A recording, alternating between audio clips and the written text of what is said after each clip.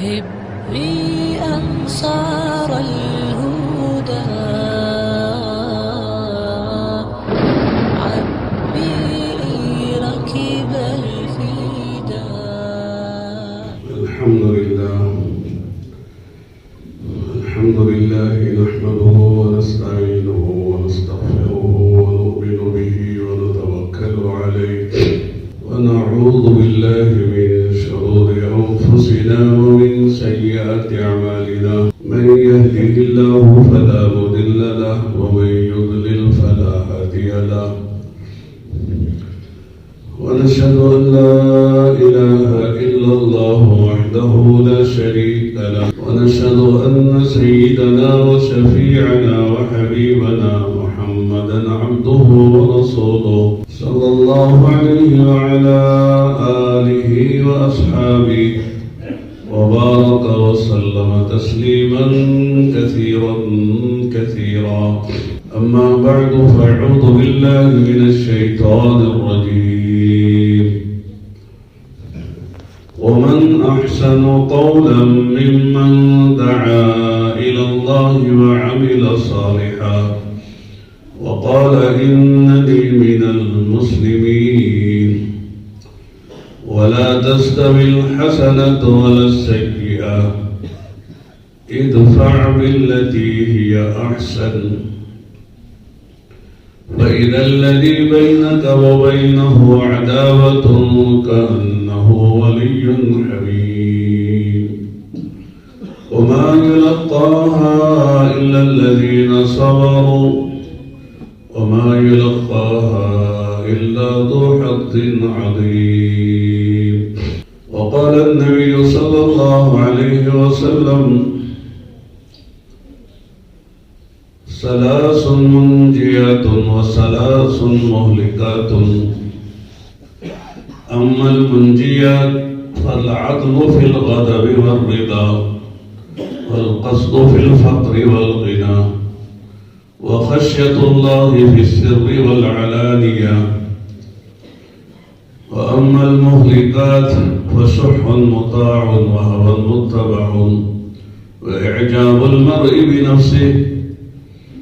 وقال النبي صلى الله عليه وسلم لا يؤمن أحدكم حتى يكون هواه تبعا لما جئت به أو كما قال رسول الله صلی اللہ علیہ وسلم.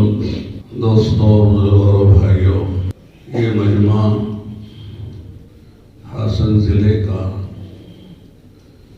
جو مختلف تعلقوں سے، زونوں سے، بستیوں سے، شہروں سے آیا ہے، یہ وہ مجمع ہے جس کو اللہ تعالیٰ نے دعوت و تبلیغ کی نسبت عطا فرمائی ہے. اور دنیا کے لوگ ہماری طرف اشارہ کر کے کہتے ہیں کہ یہ تبلیغ والے ہیں. جس طرح دنیا میں ہم کو تبلیغ والا کہا جا رہا ہے، اگر قیامت میں بھی اللہ کہہ دے یہ تبلیغ والے ہیں تو بیڑا پار ہے. اسی کی فکر ہونی چاہیے. تبلیغ والا دنیا والے کہہ رہے ہیں، اللہ کے حبیب کہہ دیا جائے کہ وہ میرے بندے ہیں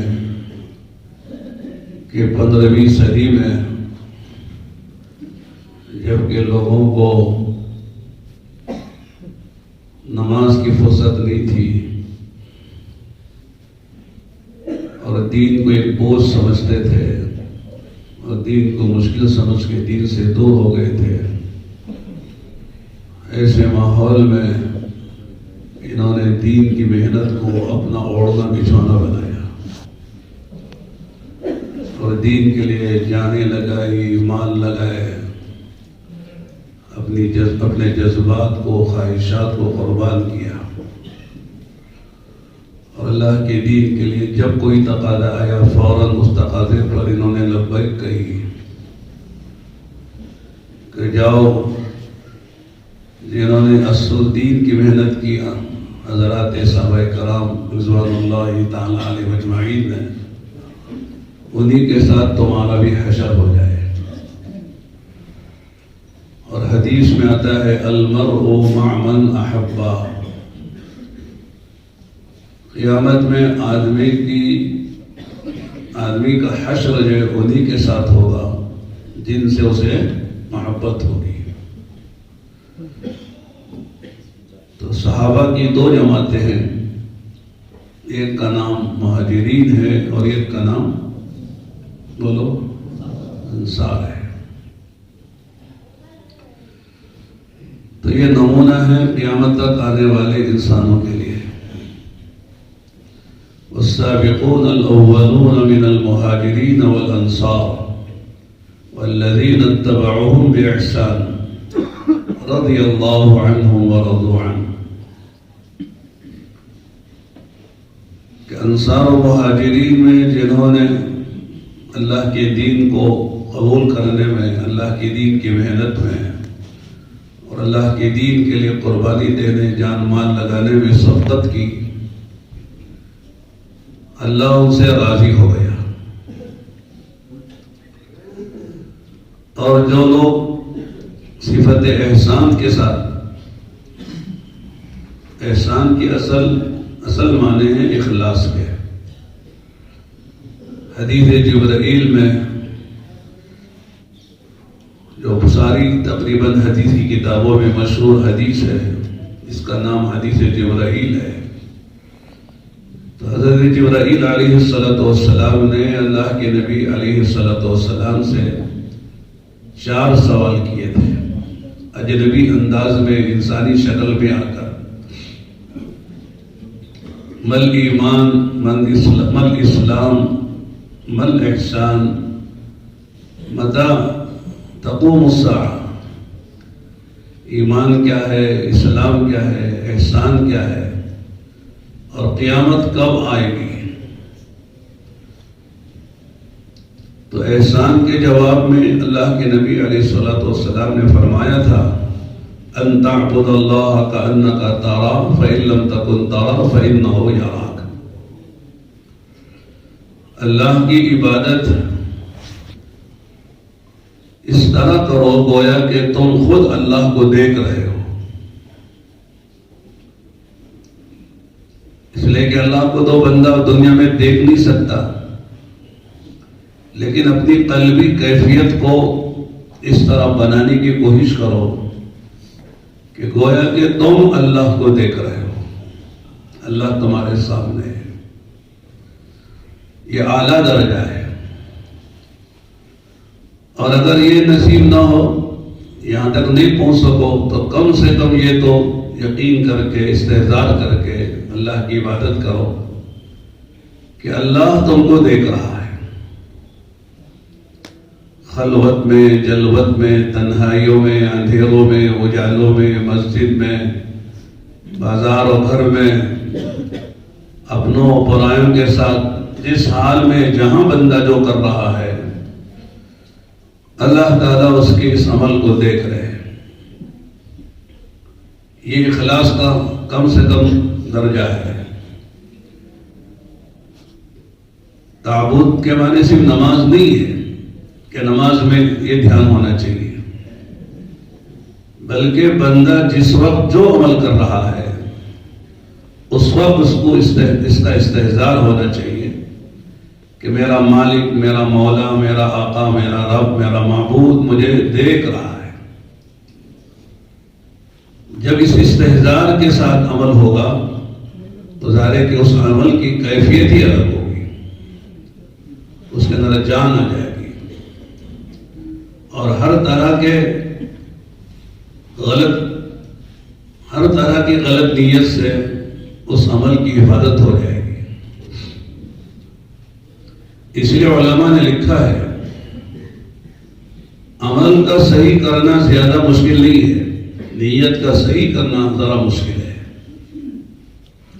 عمل تھوڑی سی محنت سے صحیح ہو جاتا ہے، لیکن نیت کے لیے بار بار آدمی کو کوشش کرنی پڑتی ہے. عمل بہت بڑا ہوتا ہے، لیکن نیت میں فتور آ جاتا ہے، گڑبڑ آ جاتی ہے، تو بڑا عمل چھوٹا بھی نہیں رہتا بلکہ عمل ہی نہیں رہتا. اس عمل کا کوئی نتیجہ، کوئی ثمرہ عمل کرنے والے کو نہیں ملتا. وَقَدِمْنَا إِلَى مَا عَمِلُوا مِنْ عَمَلٍ فَجَعَلْنَاهُ هَبَاءً مَنْثُورًا۔ اللہ تعالیٰ نے قرآن میں فرمایا کہ بہت سے لوگ بڑے بڑے اعمال کرتے ہیں لیکن نیت میں فتور ہوتا ہے، نیت صحیح نہیں ہوتی ہے، تو ان کی اس عمل کو ہم ہوا منصورہ، اڑتا ہوا غبار بنا دیتے ہیں، جیسے اڑتے غبار کی کوئی قیمت نہیں ہے۔ تو فرمایا کہ عمل کا صحیح کرنا آسان ہے، تھوڑی سی محنت کوشش سے عمل صحیح ہو جاتا ہے، لیکن نیت جو نظر نہیں آتی، فیما بینہ و بین اللہ ہوتی ہے، بندے اور اللہ کے درمیان میں ہوتی ہے، وہ نیت بار بار اس کی تجدید، اس کی تصحیح، اس کی توسیع کرتے رہنا پڑتا ہے، نیت کو نیا بھی کرنا، وسیع بھی کرنا اور اس کو صحیح بھی کرنا۔ تو اور میرے دوستوں اور بھائیوں، تو یہ ہم پرانوں کا مجمع ہے، ہر آدمی کو اپنا جائزہ لینا ہے۔ عام طور سے ہر آدمی دوسرے کا جائزہ لیتا ہے کہ فلاں ایسا، فلاں ایسا، فلاں ایسا کرتا ہے، فلاں کا بھی سال ہو گیا، 2 سال ہو گئے چلہ نہیں لگا، فلاں کے اتنے سال ہو گئے چلہ لگاتے لگاتے 4 مہینے نہیں لگے، فلاں اتنے سال سے لگا ہوا ہے ابھی اس کے اندر فلاں بات پیدا نہیں ہوگی۔ دوسروں کا جائزہ لینا آسان ہے، اصل ہر شخص، ہر ساتھی، ہر پرانا ساتھی اپنا جائزہ لیتا رہے، اس لیے کہ ہر آدمی کو اس کی قبر میں اس کے دین کے بارے میں پوچھا جائے گا، من ربوں کا، ما دینوں کا، من نبیوں کا۔ یہ نہیں پوچھیں گے بھئی جن کی مندت تم محنت کر رہے تھے ان کا رب کون ہے، ان کا دین کیا ہے، ان کا نبی کون ہے۔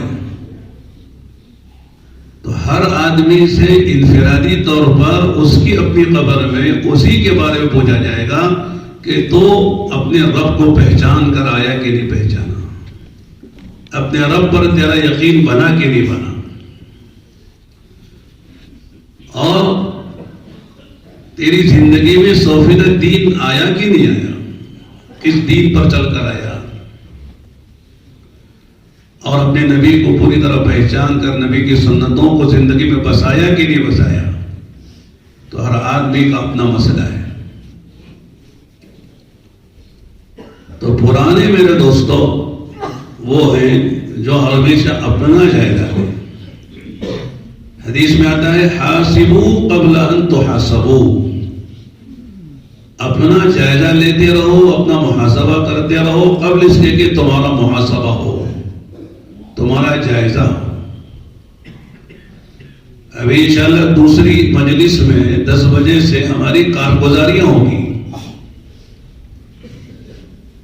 کہ کام کتنا ہوا، کام کیسے ہوا، کتنی 4 مہینے چلے کی جماعتیں نکلی، اندرون و بیرون کی جماعتیں نکلی، مستورات کی چلے کی، اچرے کی، 3 دن کی جماعتیں کتنی نکلی، 2.5 گھنٹے دینے والے ہمارے ساتھی کتنے ہیں، سیروزہ جماعتیں کتنی اوسطاً نکلتی ہیں، کہاں کہاں جو ہے کام نیا شروع ہوا، جہاں مسجدیں نہیں تھی مسجدیں بنی، جہاں کام نہیں ہے وہاں کیا شکل بن رہی ہے۔ الحمدللہ یہ ساری کارگزاری انشاءاللہ ہماری اگلی مجلس میں آئے گی، وہ بھی ضروری ہے کہ کام کتنا ہوا، کتنا باقی ہے، یہ بھی کارگزاری لیتے رہنا تاکہ کام میں بڑھوتری ہو۔ لیکن یہ کارگزاری ہے کہ کام کرنے والے ساتھیوں میں کام کے ذریعے سے کیا صفات پیدا ہوئی، کیا خوبیاں پیدا ہوئی، یہ ہر ساتھی کا اپنا جائزہ لینے کا وقت ہے کہ میں 40 سال سے، 30 سال سے، 25 سال سے اللہ کے کرم سے بھی تبلیغ و دعوت میں لگا ہوں، اندر پرانا ہونے کی وجہ سے کیا خوبیاں پیدا ہوئی؟ اس لیے کہ جو بنا ہوا ہے اسی سے کام اللہ لیتے ہیں، اور کام میں سب سے پہلے آدمی اپنے کو بناتا ہے۔ جیسے کہتے ہیں کہ پرانی چیزیں جو ہوتی ہیں وہ دو طرح کی ہوتی ہیں۔ کچھ چیزیں پرانی ہوتی ہیں تو ان کی قیمت بڑھتی چلی جاتی ہے۔ پرانا چاول ہے، قیمت زیادہ ہے نئے چاول کے مقابلے میں، اور کچھ چیزیں وہ ہوتی ہیں جو پرانی ہوتی ہے تو قیمت گھٹتی ہے۔ مثلا کپڑا ہے، جوتا ہے، کپڑا پرانا ہو گیا تو کپڑا قیمت بڑھتی کہ گھٹتی ہے؟ بولو، بڑھ جاتی ہے۔ جوتا پرانا ہو جائے تو اس کی قیمت ہی نہیں رہتی ہے۔ نئے جوتے کی تو آدمی حفاظت کرتا ہے، اٹھا کے کاؤنٹر میں رکھتا ہے۔ پرانی چپل پہن کے آتا ہے تو باہر چھوڑ کے آتا ہے، گئی تو جان دو، دوسری لے لیں گے۔ تو بعض چیزیں ہوتی ہیں پرانی، ان کی قیمت گھٹ جاتی ہے پرانے ہونے سے، اور بعض چیزیں ہوتی ہیں کہ پرانا جتنا ہوتا ہے اتنی اس کی قیمت بڑھتی چلی جاتی ہے۔ تو لہذا ہم میں سے ہر آدمی یہ سوچے میں پرانا ہوں تو میری قیمت گھٹ رہی ہے کہ بڑھ رہی ہے؟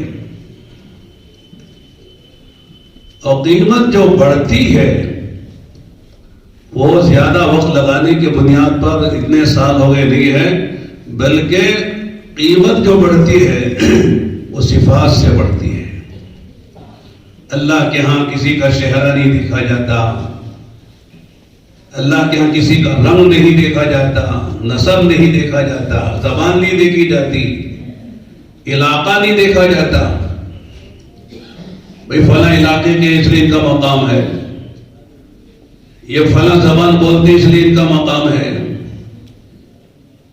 یہ آدمی جو ہے فلاں قبیلے کا اس لیے اس کا مقام مرتبہ ہے، یہ شخص مالدار ہے اس لیے اس کا مقام ہے۔ یہ کوئی چیز نہیں ہے۔ ان اللہ تعالی لا ينظر الى صوركم ولا الى اموالكم ولا الى اجسادكم ولكن ينظر الى قلوبكم واعمالكم۔ اللہ تعالیٰ تمہاری شکلوں کو نہیں دیکھتے، صورتوں کو نہیں دیکھتے، جسموں کو نہیں دیکھتے، کون اونچے قد کا ہے، کون پست قد کا ہے، کون گورے رنگ کا ہے، کون کالے رنگ کا ہے، کون امیر ہے، کون غریب ہے۔ اللہ کے ان چیزوں کی کوئی حیثیت نہیں ہے۔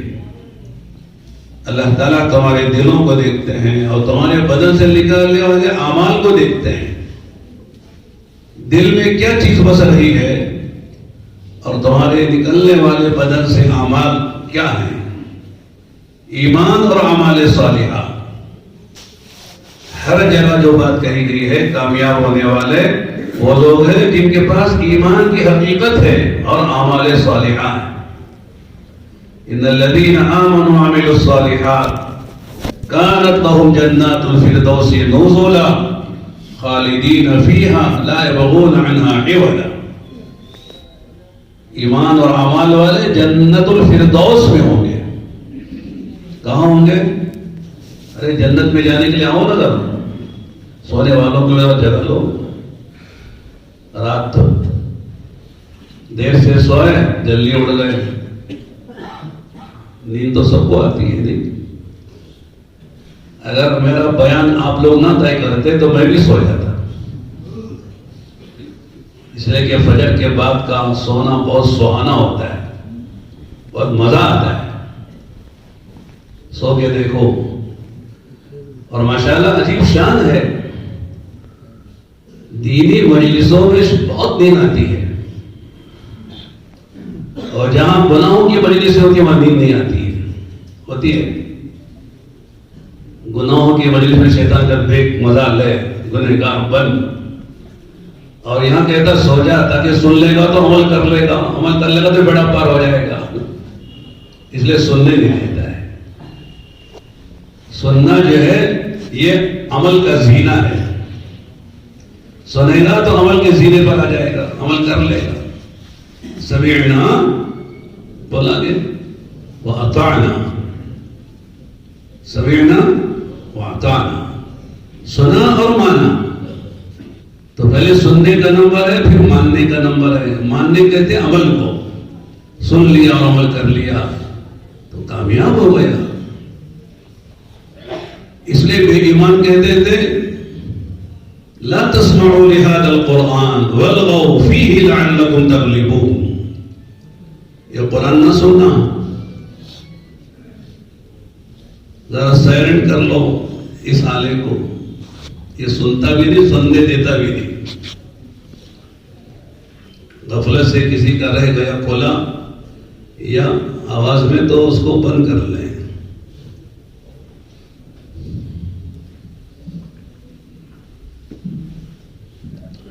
تو بے ایمان کہتے تھے کہ لا تسمعوا لهذا القرآن، اس قرآن کو نہ سننا. اور اگر کیا کہتے تھے اگر کوئی سنایا جا رہا ہے تو وہ شور مچا دینا تاکہ نہ خود سنو نہ کسی کو سننے دو. اس لیے کہ قرآن سن لیں گے اور کانوں میں پڑ جائے گا قرآن تو سمجھ میں آ جائے گا اور عمل میں آ جائے گا. لہذا سننا ہی نہیں. میدان جنگ میں نیند کا آنا یہ رحمان کی طرف سے ہے، اور دینی محفلوں مجلسوں میں دین کا آنا بولو شیطان کی طرف سے. میدان جنگ میں بھی نیند آتی ہے وہ رحمان کی طرف سے. اللہ سکینہ طاری کرتے ہیں. بدر کے موقع پر صحابہ کو نیند کا غلبہ تھا، اونگ آ رہی تھی، اس کو سکینہ کہتے ہیں. اور دینی مجلسوں محفلوں میں نیند کا آنا یہ شیطان کی طرف سے ہوتا ہے. سو جا سو جا. جیسے حدیث میں آتا ہے جب بندہ سوتا ہے اور تہجد کی نیت سے سوتا ہے، آنکھ کھلتی ہے تو شیطان کیا کہتا ہے نم اللیل طویل، سو جا ابھی رات لمبی ہے. ابھی کیوں اٹھ رہا ہے؟ ابھی تو یہ گھنٹہ باقی صبح صادق میں، آدھا گھنٹہ پہلے اٹھ جائے تو کافی ہے. یہ شیطان ہمارا دشمن ہے. سب کہتے ہیں مولانا شیطان دشمن ہے. دشمن سے دوستی کرنا کہ دشمنی کرنا؟ بولو. دشمن سے دشمنی کرنا. موریتانیہ میں تھے. موریتانیہ کہاں ہے؟ افریقہ میں کہ امریکہ میں؟ افریقہ کا ایک ملک ہے موریتانیہ. عربی اچھی بولتے ہیں لوگ، بڑے بڑے علماء ہیں. ہم نے ایسے علماء کم دیکھے ملکوں میں. یاد آ گیا تو اس میں علماء بھی سنا دیتا ہوں ایک بات. ہمارے پاس 2-3 علماء ہیں، اپنے بچوں کو لے کر آئے. 10-12 سال کا بچہ ہوگا، وہ نابینا تھا. انہوں نے کہا یہ میرا بچہ حافظ قرآن ہے اور خوبصورت بچہ، آنکھیں نہیں، نابینا ہے، مادرزاد نابینا ہے. ہم نے کہا کہ هل يمكن ان نسمع منك بعض الآيات القرآنية، کیا خود قرآن سن سکتے ہیں ہم سے؟ ہم ہوتے تو کیا کہتے ہاں سنائیں گے. فوراً کوئی سورت یا کوئی رکوع جو مشق کیا ہوا ہوتا نا سنا دیتے ہیں. وسیق الذین اتقوا وسیق الذین کفروا یا لا یستوی اصحاب النار اصحاب الجنہ، جو مشق کیا ہوا رکوع ہوتا ہے وہ سناتے ہیں. ہمارے الفاظ ایسا ہوتا ہے نا. لیکن اس بچے نے پوچھا کہ یا عمی ای سورہ و ای الآیات انت ترید ان تسمع منی. چچا جان، دیکھو عربی کا اسلوب ہے، بڑے سے بات کریں گے تو چچا بولیں گے، امی. چھوٹے سے بات کریں گے تو یبن اخی، بھتیجا بولتے ہیں. چاہے وہ بھتیجا ہو یا چچا نہ ہو، لیکن یہ بڑوں سے بات کرنے اور چھوٹوں سے بات کرنے کا طریقہ ہے. یا امی المکرم ای سورہ تريد ان تسمع منا، کہ آپ ہم سے کون سی سورہ سننا چاہتے ہیں؟ تو میں نے کہا وہ رکوع سنو جس میں میراث کے احکام ہے. یاد ہے رکوع کسی کو؟ یوصیکم اللہ فی اولادکم للذکر مثل حظ الانثیین. یہ قرآن کریم کا سب سے جو ہے مشکل رکوع سمجھا جاتا ہے، جس میں میراث کے احکام ہیں. اور میں رک کر ایک بات کہتا ہوں، اللہ تعالیٰ نے پورے قرآن میں نماز کو کھول کر اتنا بیان نہیں کیا، روزے کو کھول کر اتنا بیان نہیں کیا، حج کو اتنا کھول کر بیان نہیں کیا، زکوٰۃ کے مسائل کو اتنا کھول کر بیان نہیں کیا جتنا میراث کے مسائل کو بیان کیا ہے. قرآن میں تو اجمال ہے، قرآن تو اختصار کے ساتھ اشارے کرتا ہے، حدیث اس کی تفسیر کرتی ہے، لیکن میراث کے مسئلے کو اللہ تعالیٰ نے اتنا کھولا ہے قرآن ہی میں، پھر نبی نے کھولا ہے. لڑکے کو کتنا، لڑکی کو کتنا، پھر والدین کو کتنا، اگر بیوی کو کتنا، اولاد ہے تو کتنا، نہیں ہے تو کتنا، شوہر کو کتنا، پھر اولاد ہے تو کتنا، اولاد نہیں ہے تو کتنا، یعنی اتنی تفصیلات بیان کی ہے. اس لیے اس میں متشابہ لگتے ہیں. تو میں نے کہا یوصیکم اللہ فی اولادکم للذکر مثل حظ الانثیین. اس بچے نے اتنے پیارے انداز میں ورش میں قرأت کی، ملک یوم الدین جو پڑھتے ہیں نا، سنا ہے آپ لوگوں نے، مالک یوم الدین، قرأتیں مختلف ہیں. تو مجھے تو بڑا رش آیا، میں نے 2-3 جگہ اور پوچھا. پھر انہوں نے کہا کہ ہمارے اس بچے کو بہت سے حدیثیں بھی یاد ہیں. میں نے پھر اسے کہا کہ نريد ان نسمع منك بعض الاحاديث، کچھ حدیثیں بھی سننا چاہتے ہیں، سناؤ نا. اس نے پھر کہا یا امی ای حدیث تريد ان تسمع مني، آپ کون سی حدیث سننا چاہتے ہیں؟ اب کیا بولنا اس کو؟ میں نے کہا کہ حدیث جبرائیل سنو، حدیث النیہ سنو، حدیثیں سنائی. اس کے بعد کے والد نے کہا کہ ہمارے بچے کو اشعار بھی یاد ہیں، عربی اشعار بھی یاد ہیں، دیوان متنبی اور حماسہ کے سارے اشعار تقریباً یاد ہیں. تو اشعار سنے، اس نے سناتا چلا جا رہا ہے، سنا عربی کے اشعار. نابینا بچہ، ہم بینا بھی اوقام نہیں یاد رکھتے جتنا وہ نابینا. میں نے کہا کہ بس اگر یہ بچہ میرا امتحان لے کہ چاچا حدیثیں سند و متن کے ساتھ سنو تو ہم بغلے جھانکیں گے. صرف متن حدیث نہیں، سند کے ساتھ. ایک سند میں 3 سے لے کر 10 راوی بھی ہوتے ہیں. اس سارے راویوں کے نام کے ساتھ پھر صحابی کے بعد حضور کا نام لے کر جو متن حدیث ہے وہ سنانا، یہ آسان نہیں ہے. پھر انہوں نے کہا کہ میرے اور ایک لڑکا ایک لڑکی ہے، وہ بھی نابینا ہے، اور ان بچوں کا بھی یہی حال ہے جیسے اس بچے کا حال ہے، وہ بھی حافظ قرآن ہے، ان کو بھی سینکڑوں حدیثیں سند و متن کے ساتھ یاد ہے. محنت ہوتی ہے تو یہ رنگ آتا ہے. پھر انہوں نے ہم سے کہا کہ نريد ان ناخذ منكم سند الحدیث، ہم آپ سے حدیث کی سند لینا چاہتے ہیں. ان کو معلوم تھا کہ ہم پڑھتے پڑھاتے لوگ ہیں مدرسے میں، تو ہم آپ کے حدیث کی سند اس لیے کہ آپ کی سند عالی ہے، ہماری جو ہے وہ سافل ہے، لہذا آپ حدیث کی سند دو. ہندوستان کے علماء کی حدیث کی سند عالی ہوگی. تو ہمارے مولانا تھے، نام نہیں لیتا میں ان کا، انہوں نے کہا آپ خاموش ہو، ہم بعد میں بات کرتا ہوں. ٹھیک ہے آپ نمٹی.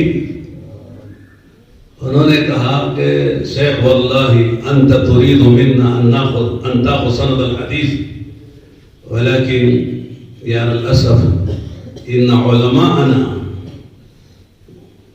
وهم شرطوا لكل واحد الذي يريد ان ياخذ منا سند الحديث ان يخرج معنا اقل القليل 40 يوما.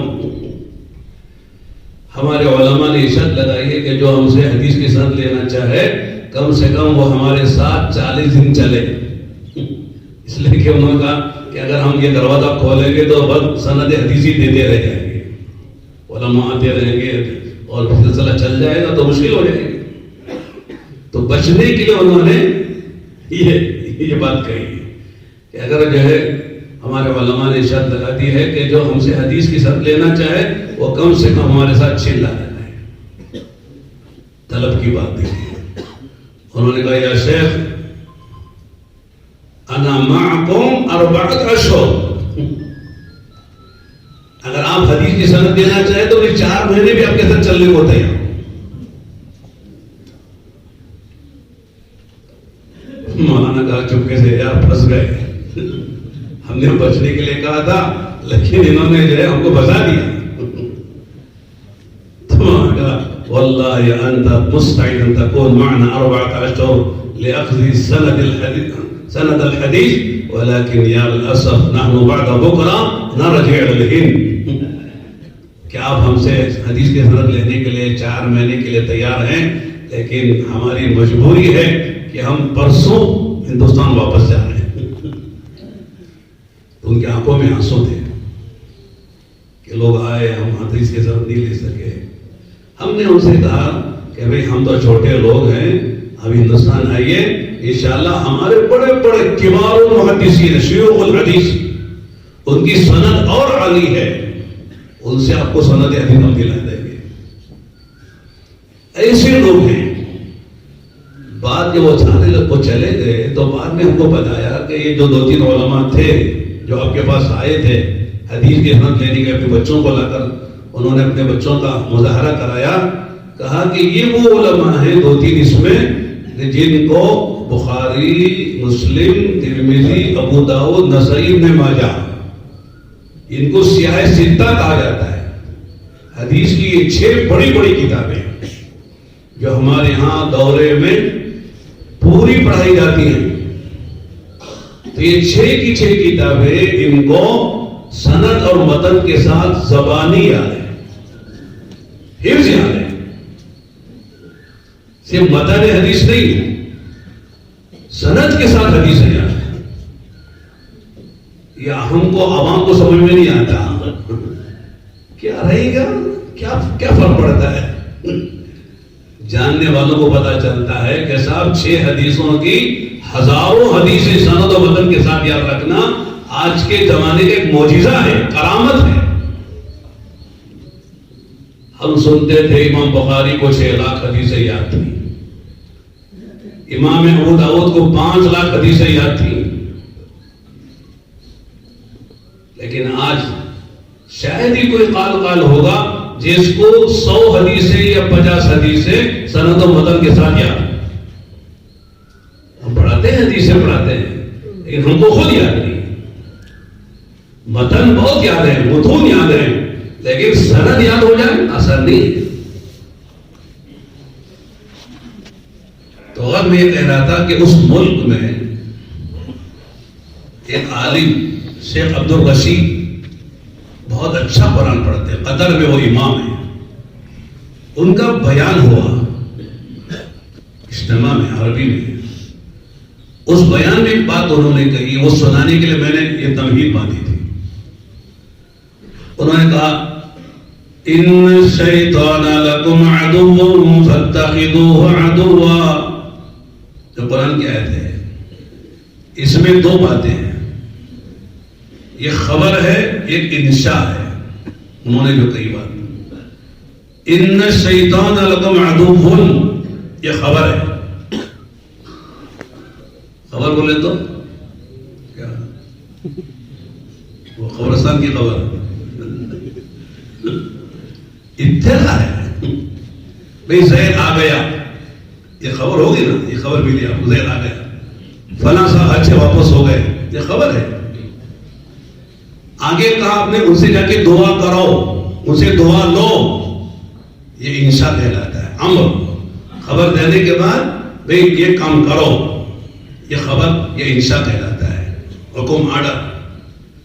تو انہوں نے کہا کہ اس حدیث، اس قرآن کی کریم کی آیت میں یہ خبر ہے اور ایک انشاء ہے، حکم ہے۔ کیا ہے؟ ان الشیطان لکم عدو، یقیناً شیطان تمہارا دشمن ہے۔ اب بولے اس مجمع میں کوئی کہہ سکتا ہے کہ دشمن نہیں ہے؟ کیسا دشمن ہے؟ اللہ کے سامنے قسم کھا کے کہا کہ اولاد آدم سے دشمنی کروں گا، دائیں سے بائیں سے آگے سے پیچھے سے آؤں گا، اور ایسی محنت کروں گا ان سب کو ناشکرا بنا کے چھوڑوں گا۔ وَلَا تَجِدُ أَكْثَرَهُمْ شَاكِرِينَ، اکثریت اے اللہ آپ ان کو شکر گزار نہیں پائیں گے، آپ کا کھائیں گے دوسروں کا گائیں گے،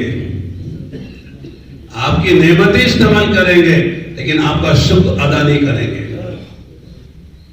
ظاہر ہے کہ دشمن ہے۔ آگے کیا کہا؟ فَاتَّخِذُوهُ عَدُوًّا، اس کو دشمن بنا کے رکھنا، اسے دشمنی کر کے چلنا۔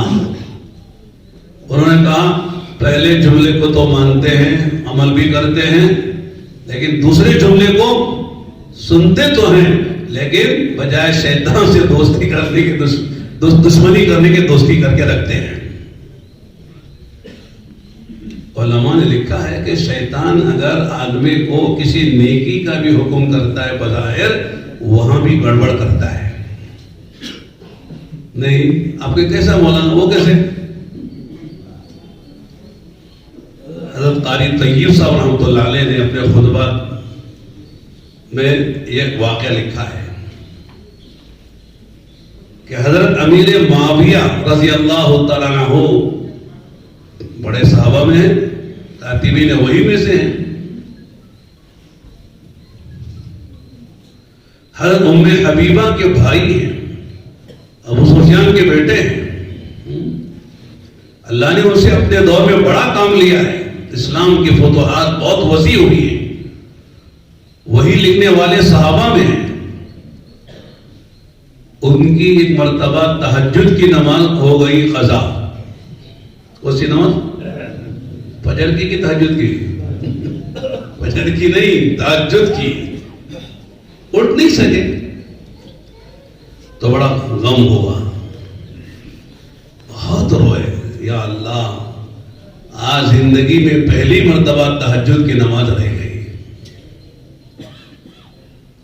جب کسی اللہ کے بندے کو کسی عمل کی عادت ہو جاتی ہے، اس کا مزہ چسکا لگ جاتا ہے، اور کبھی چھوٹ جائے تو اسے غم ہوتا ہے۔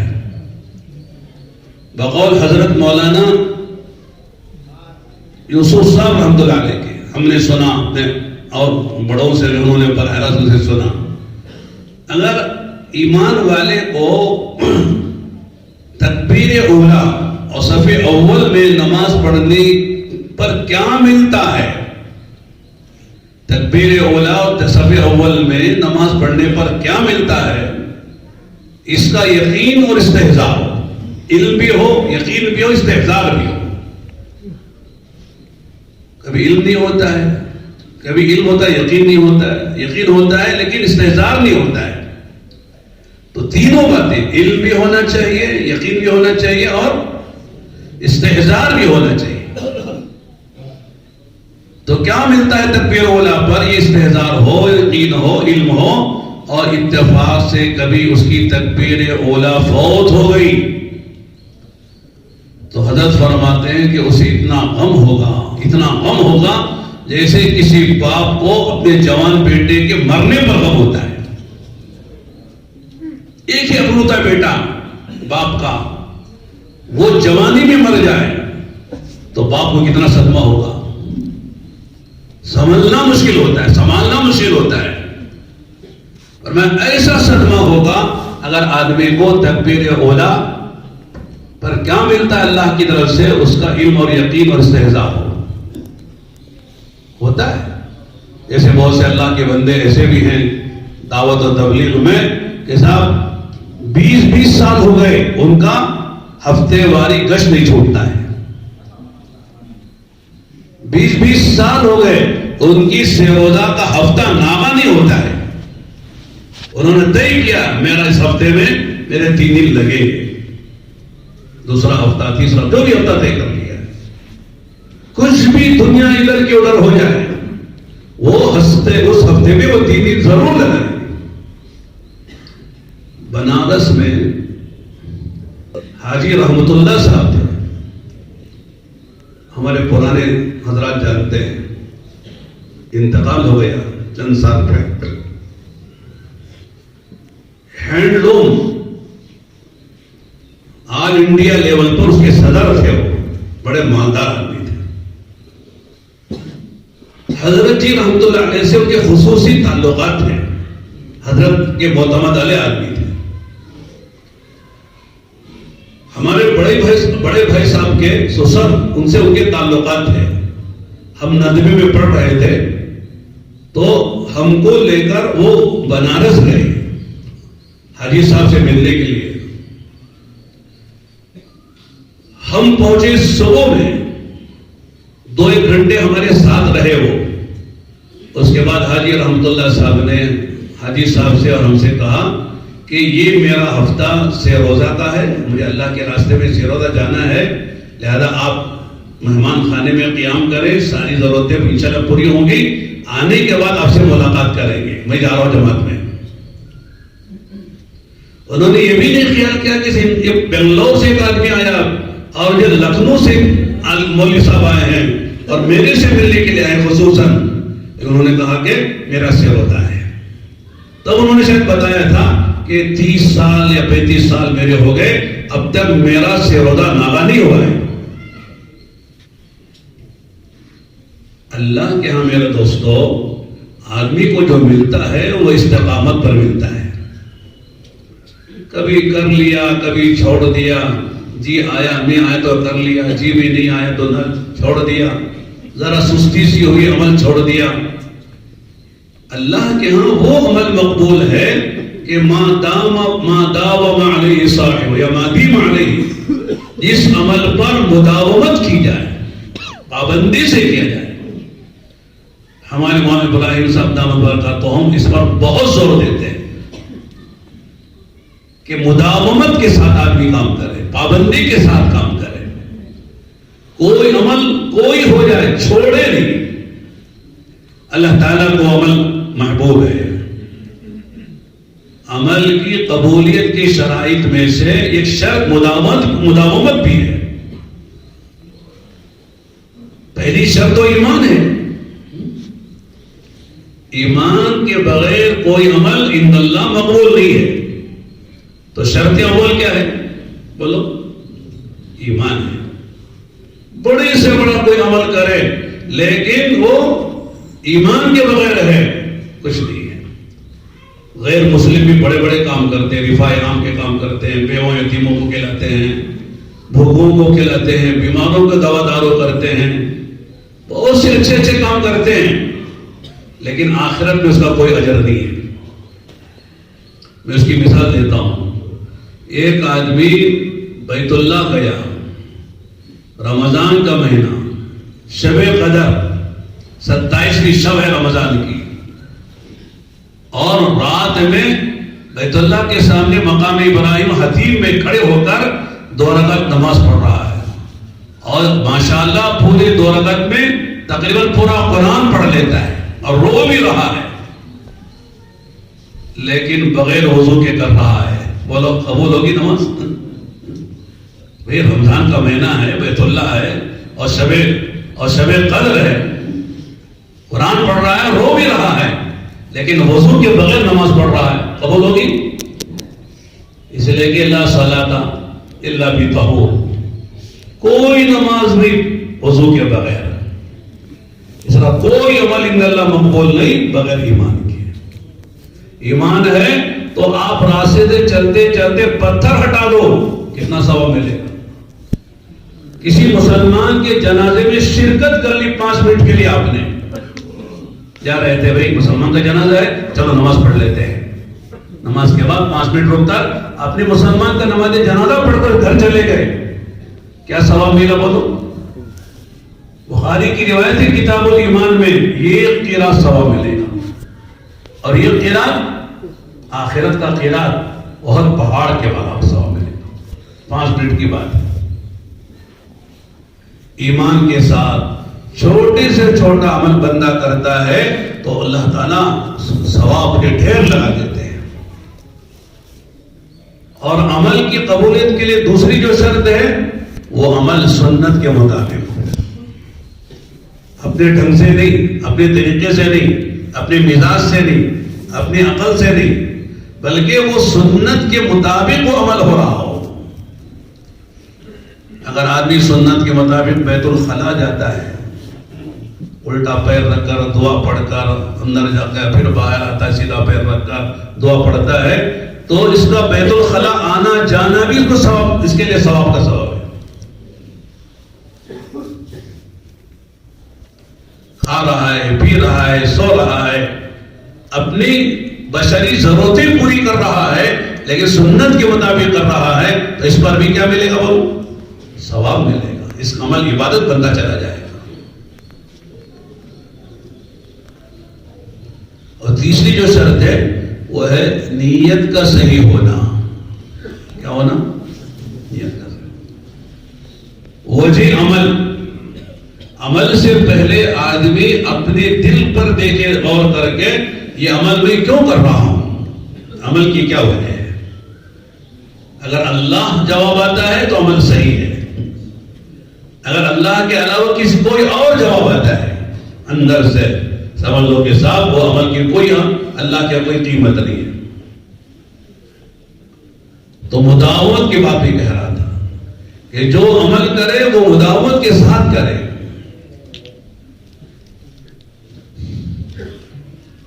تو حضرت امیر معاویہ کا قصہ یاد آ رہا ہے؟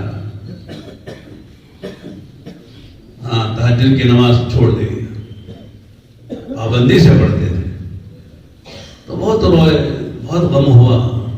کہتے ہیں کہ اگلی رات جب سوئے، تہجد کا وقت ابھی ہونے والا ہے، ایک آدمی جو ہے ان کے بیڈ روم میں، بیڈ روم آج کل بولتے ہیں نا، بیڈ روم میں آئے نا، کہتے ہیں حضرت اٹھ جائیے، تہجد کا وقت ہو گیا، اٹھ جائیے۔ حضرت کی آنکھ کھلی کہ بھئی کون اجنبی آدمی میرے بیڈ روم میں آ کے مجھے تہجد کے لیے جگا رہا ہے۔ تو حضرت نے ہاتھ پکڑ لیا اس کا، کون ہو تم؟ حضرت میں شیطان ہوں۔ حضرت نے کہا اچھا شیطان اور تہجد کو جگائے؟ وہ تو فجر کو چھوڑ کے سلاتا ہے، فجر چھوڑ کے سلاتا ہے، اور تہجد کو شیطان جگائے؟ گڑبڑ ہے۔ حضرت پوچھا کیوں جگا رہا ہے تو؟ شیطان اور تہجد کو جگاتا ہے، وہ تو سلاتا ہے۔ تو اس نے بہت ہی عجیب انداز سے کہا حضرت کل آپ کی تہجد کی نماز چھوڑ گئی تھی، آپ کو بڑا غم ہوا، پریشان تھے، اس لیے میں نے سوچا کہ آج بھی چھوڑ دی تو آپ پریشان ہو جائیں گے، غمزدہ ہو جائیں گے، اس لیے میں نے جگا دیا ہے۔ جھوٹ بولتا ہے۔ حضرت سمجھ گئی تھی گڑبڑ ہے، کچھ دال میں کالا ضرور ہے، بتا حقیقت کیا ہے۔ حضرت کے جملے ہیں، حضرت قاری طیب رحمۃ اللہ علیہ کے فرماتے ہیں، حضرت امیر معاویہ سے کہا اگر تیری شیطنت قوی ہے تو میری صحابیت بھی قوی ہے، جب تک حقیقت نہیں بتائے گا چھوڑوں گا نہیں۔ ایسا پکڑا جم کے، شیطان بھی چھوڑا کے نہیں جا سکتا۔ تب اس نے حقیقت کھولی کہ حضرت بات یہ ہے کہ کل جب آپ کی تہجد کی نماز قضا ہو گئی تو آپ کو جو غم اور صدمہ ہوا روئے، اس پر ہزاروں تہجد کا ثواب مل گیا آپ کو۔ ایک نہیں، ہزاروں تہجد پڑھتے تو وہ ثواب نہ ملتا، وہ آپ کے نام اعمال میں لکھ دیا گیا۔ اس لیے میں نے سوچا آج بھی چھوڑیں گے تو پھر وہی ہزاروں کا لکھا جائے گا، اب روئیں گے، صدمہ کریں گے۔ میں نے کہا ہزاروں کا کیوں ملے، ایک ہی کا ملے۔ اس لیے کہتے ہیں شیطان اگر کسی بھلائی کی بھی بات کرتا ہے تو وہاں بھی گڑبڑ کرتا ہے، اس لیے حضرت مولانا الیاس صاحب رحمۃ اللہ علیہ کے بیانات و ملفوظات پہ بات ہے کہ شیطان کے چالوں میں صرف چال یہ بھی ہے کہ وہ بڑے کام سے ہٹا کر چھوٹے کام میں لگاتا ہے، بڑی نیکی سے ہٹا کر چھوٹی نیکی میں لگاتا ہے. مثال کے طور پر گشت کا وقت ہے، اجتماعی عمل ہے. اس وقت اگر کوئی ساتھی نفلیں پڑھنے لگے، قرآن پڑھنے لگے، اچھا عمل ہے کہ برا عمل ہے؟ اچھا ہے، نفلیں پڑھ رہا ہے اور جو ہے قرآن کی تلاوت کر رہا ہے، تو اس وقت شیطان کا تلاوت کر لے، نفلیں پڑھ لے، گشت کی ضرورت نہیں ہے. تو گشت چھڑوا کر یہاں نفلوں میں لگایا ہے. حالانکہ نفل پڑھنا گناہ نہیں ہے، نفل پڑھنا عمل ہے، نیک عمل ہے، تلاوت کرنا نیک عمل ہے، لیکن گشت کرنے کا جو سب عمل تھا اس سے اسے محروم کرنے کے لیے اس عمل میں لگا دیا ہے، انفرادی عمل میں. اجتماعی عمل میں چھوڑوا کر انفرادی عمل میں لگا دیتا ہے. تو سمجھنے کی بات ہے کس وقت کیا کرنا چاہیے، کس وقت کا کیا عمل ہے. اللہ سے مانگنا چاہیے، اے اللہ جس وقت جو عمل کرنا تجھے پسند ہے اور جس کو اور تیری منشا ہے اس عمل میں لگنے کی توفیق عطا فرما. ایک مسئلہ بتاؤ، ایک آدمی خشوع خضوع سے نماز پڑھ رہا ہے، اچھی نماز پڑھ رہا ہے، کہیں راستے میں، جنگل میں، کہیں بھی. اتنے میں ایک نابینا آدمی آیا، وہ جا رہا ہے اور یہ دیکھ رہا ہے نابینا کو بھی نماز کے دوران. آگے چند قدم آگے بڑھے گا نابینا تو گڑھے میں گرے گا، اسے پتہ نہیں گڑھے گا. اب وہ چند قدم آگے بڑھے گا تو گڑھے میں گرے گا تو چوٹ آئے گی یا ہو سکتا ہے جان جائے گی. اور یہ دیکھ رہا اسے کوئی بچانے والا نہیں ہے، یہ نماز پڑھ رہا ہے. تو اس کو نماز پڑھنا چاہیے کہ وہ نماز پڑھ کے اسے بچانا چاہیے. ہاں، یعنی کہ صاحب میں تو اللہ کی طرف متوجہ ہوں، نماز پڑھ رہا ہوں، مرے تو مارے مجھے میری بلا سے.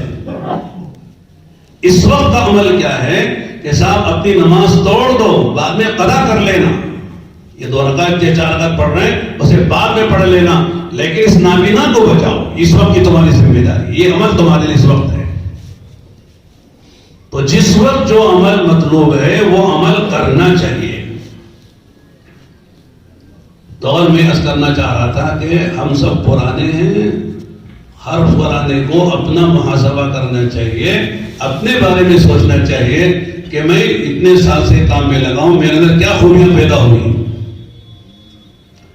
سب سے بڑی خوبی ہے کہ کام کرنے والے کو اللہ سے خصوصی تعلق ہو جائے، ایمان بڑھ جائے.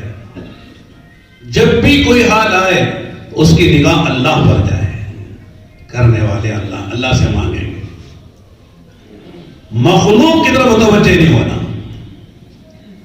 سارا سب اللہ سے مسئلہ حل کرائیں گے. اللہ نے اللہ سے مسئلہ حل کرانے کے لیے کیا دیا ہے؟ بولو، دعا دی ہے. 2 رکعت نماز پڑھیں گے، اللہ سے مانگیں گے اور انشاءاللہ اللہ مسئلے کو حل کریں گے یقین کے ساتھ.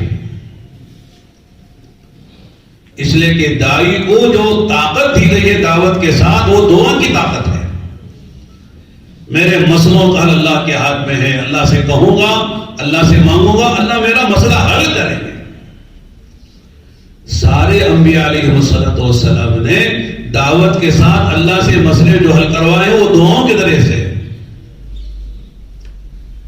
نوح علیہ السلام نے اللہ سے کتنا جملہ کہا تھا، ربی انی مغلوب فانتصر. کیا کہا تھا؟ ارے بولو ایک بار، ربی انی مغلوب فانتصر. اے اللہ ہمیں دبا دیا گیا ہوں، اللہ میری مدد فرما دے. کتنا چھوٹا جملہ ہے، سب کچھ کہہ دیا انہوں نے. اللہ پوری قوم میری دشمن ہے، پوری قوم مجھ پر پتھر مارتی ہے، میرا مذاق اڑاتی ہے، میری بات کوئی سننے والا نہیں. گزر گئے 900 سال 950 سال، اے اللہ میری بات کوئی لینے والا نہیں ہے. دعوت ربی دعوت کہ اللہ میں نے اپنی قوم کو لیلا و نہارا، رات بلایا دن بلایا، رات میں دعوت دی دن میں دعوت دی. قوم نے اپنی انگلیاں کانوں میں ٹھوس لی اور اپنی چادر اپنے چہرے پہ ڈال لی. کیا مطلب ہے؟ نہ تمہاری صورت دیکھیں گے نہ تمہاری آواز سنیں گے. ایسا تو ہمارے ساتھ نہیں ہوا نا. گش میں گئے تو لوگوں نے صورت سامنے چہرہ ڈال لیا، پردہ ڈال لیا ہو، کانوں میں انگلیاں ٹھوس لی ہو، ایسا ہوا ہے؟ چہرہ دیکھنے کو دائی کے تیار نہیں ہیں اور دائی کی بات سننے کو تیار، کانوں میں انگلیاں ٹھوسی ہیں. وَجَعَلُوا أَصَابِعَهُمْ فِي آذَانِهِمْ وَاسْتَغْشَوْا ثِيَابَهُمْ وَأَصَرُّوا وَاسْتَكْبَرُوا اسْتِكْبَارًا. کیا قرآن نے نقشہ کھینچا ہے. سورہ نوح پڑھیں، یاد ہے سورہ نوح؟ پڑھو، ترجمہ دیکھو. میں کہتا ہوں ہمارے دوستوں ساتھیوں سے کہ کم سے کم ہمارے اکابر کا جو ترجمہ ہے یا مختصر تفسیر ہے کبھی کبھی انفرادی پڑھتے رہنا چاہیے تاکہ ہمارے علم میں بھی اضافہ ہو، اللہ کے کلام سے ہمارا تعلق بڑھے.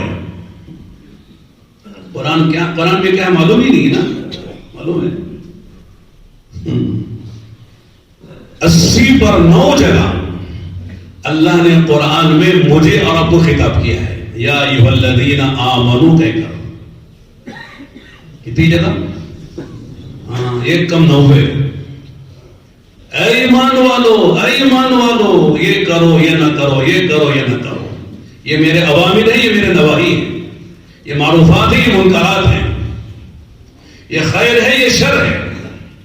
خیر کو اپناؤ، معروف کو اپناؤ، اور یہ بری بات ہے، منکر ہے، اسے بچ کے رہو.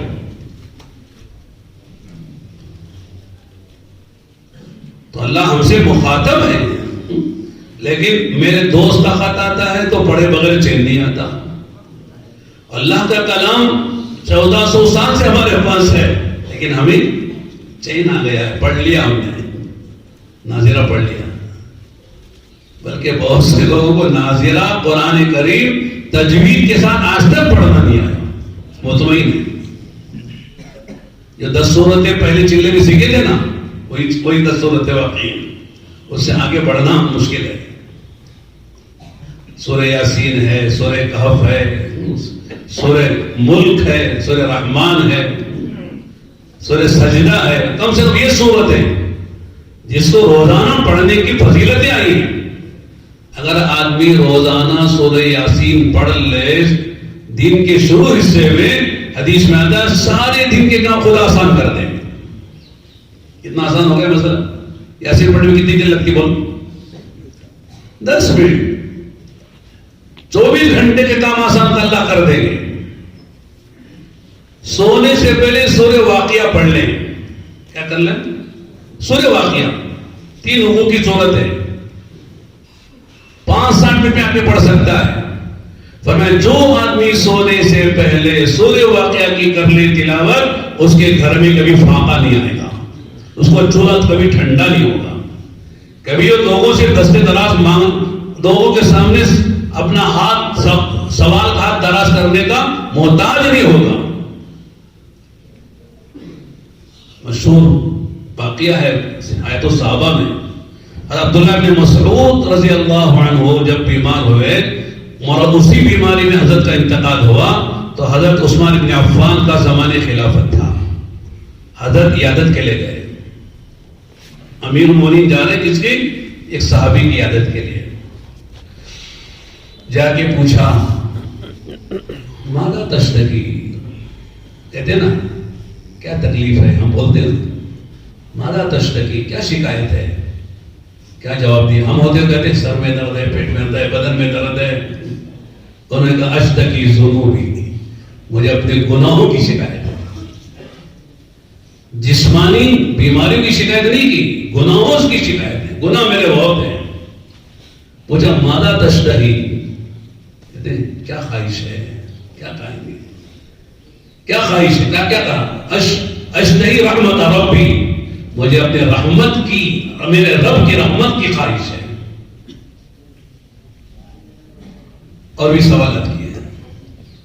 اس میں ایک سوال یہ کیا کہ الا آمر لک من بیت المال، کیا میں آپ کے لیے بیت المال سے کچھ وظیفہ متعین کر دوں؟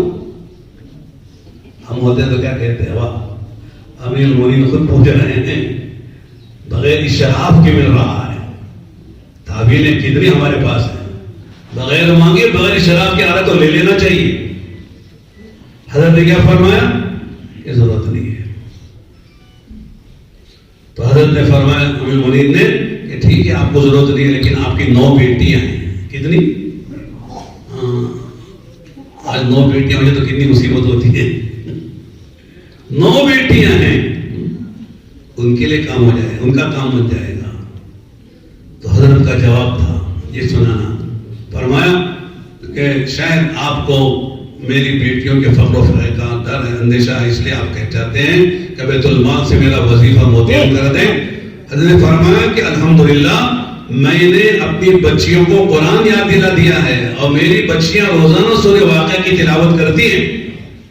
اور اللہ کے نبی علیہ السلام کی حدیث ہے کہ من قرأ سورۃ الواقعۃ کل لیلۃ لم تصبہ الفاقہ، کہ جس گھر میں روزانہ سورہ واقعہ کی تلاوت ہوتی ہے ان گھر والوں کو کبھی فاقہ نہیں آتا ہے. اللہ کا نظام میرے پاس ہو گیا ہے، سورہ واقعہ کے ذریعے سے میرا فقر و فاقے کا اللہ نے نظام کر دیا. فقر و فاقہ میرے گھر میں نہیں آئے گا. یعنی لوگوں نے چیزوں سے لینا تو سیکھا ہے، اعمال سے لینا نہیں سیکھا ہے. چیزیں دکان ہوگی تو کام چلے گا، فلاں جاب ہوگی تو کام چلے گا، اعمال سے کام چلے گا، یہ سمجھ میں نہیں آتا ہے. تو میں کر رہا تھا کہ داعی کی خوبیوں کمالات میں اور صفات میں سے یہ ہے اس کا تعلق اللہ سے بڑھتا چلا جائے، اسے اللہ سے لینا آ جائے. کوئی بھی بڑی سے بڑی مصیبت ہو ہم اللہ سے کہیں گے، اللہ سے مانگیں گے اور اللہ دیں گے. فرمایا ادعوا اللہ وانتم موقنون بالاجابہ، اللہ سے مانگو تو یقین کے ساتھ مانگو. آج مانگتے ہیں لیکن ڈلبل دیتا کہ نہیں دیتا کہ ملتا کہ نہیں ملتا. جیسے یقین جیسا اللہ کے ساتھ گمان ہے اللہ ویسا معاملہ کرتے ہیں. جب بندہ کہ اللہ دے گا، ہم کو نہیں دے گا تو کسی دے گا اللہ تعالیٰ، ہم اس کا کام کر رہے ہیں تو یقین کے ساتھ. تو حضرت نوح علیہ السلام نے کیا کہا، رب انی مغلوب فانتصر، اے اللہ میں دبا دیا گیا ہوں، مجھے لوگوں نے بہت زج کر دیا ہے، تو وہی بدلا لے لے، تو ہی سمجھ لے. تو اللہ نے کتنا بڑا نظام کر کے ان کو بچایا اور ان کی قوم کو ہلاک کر دیا.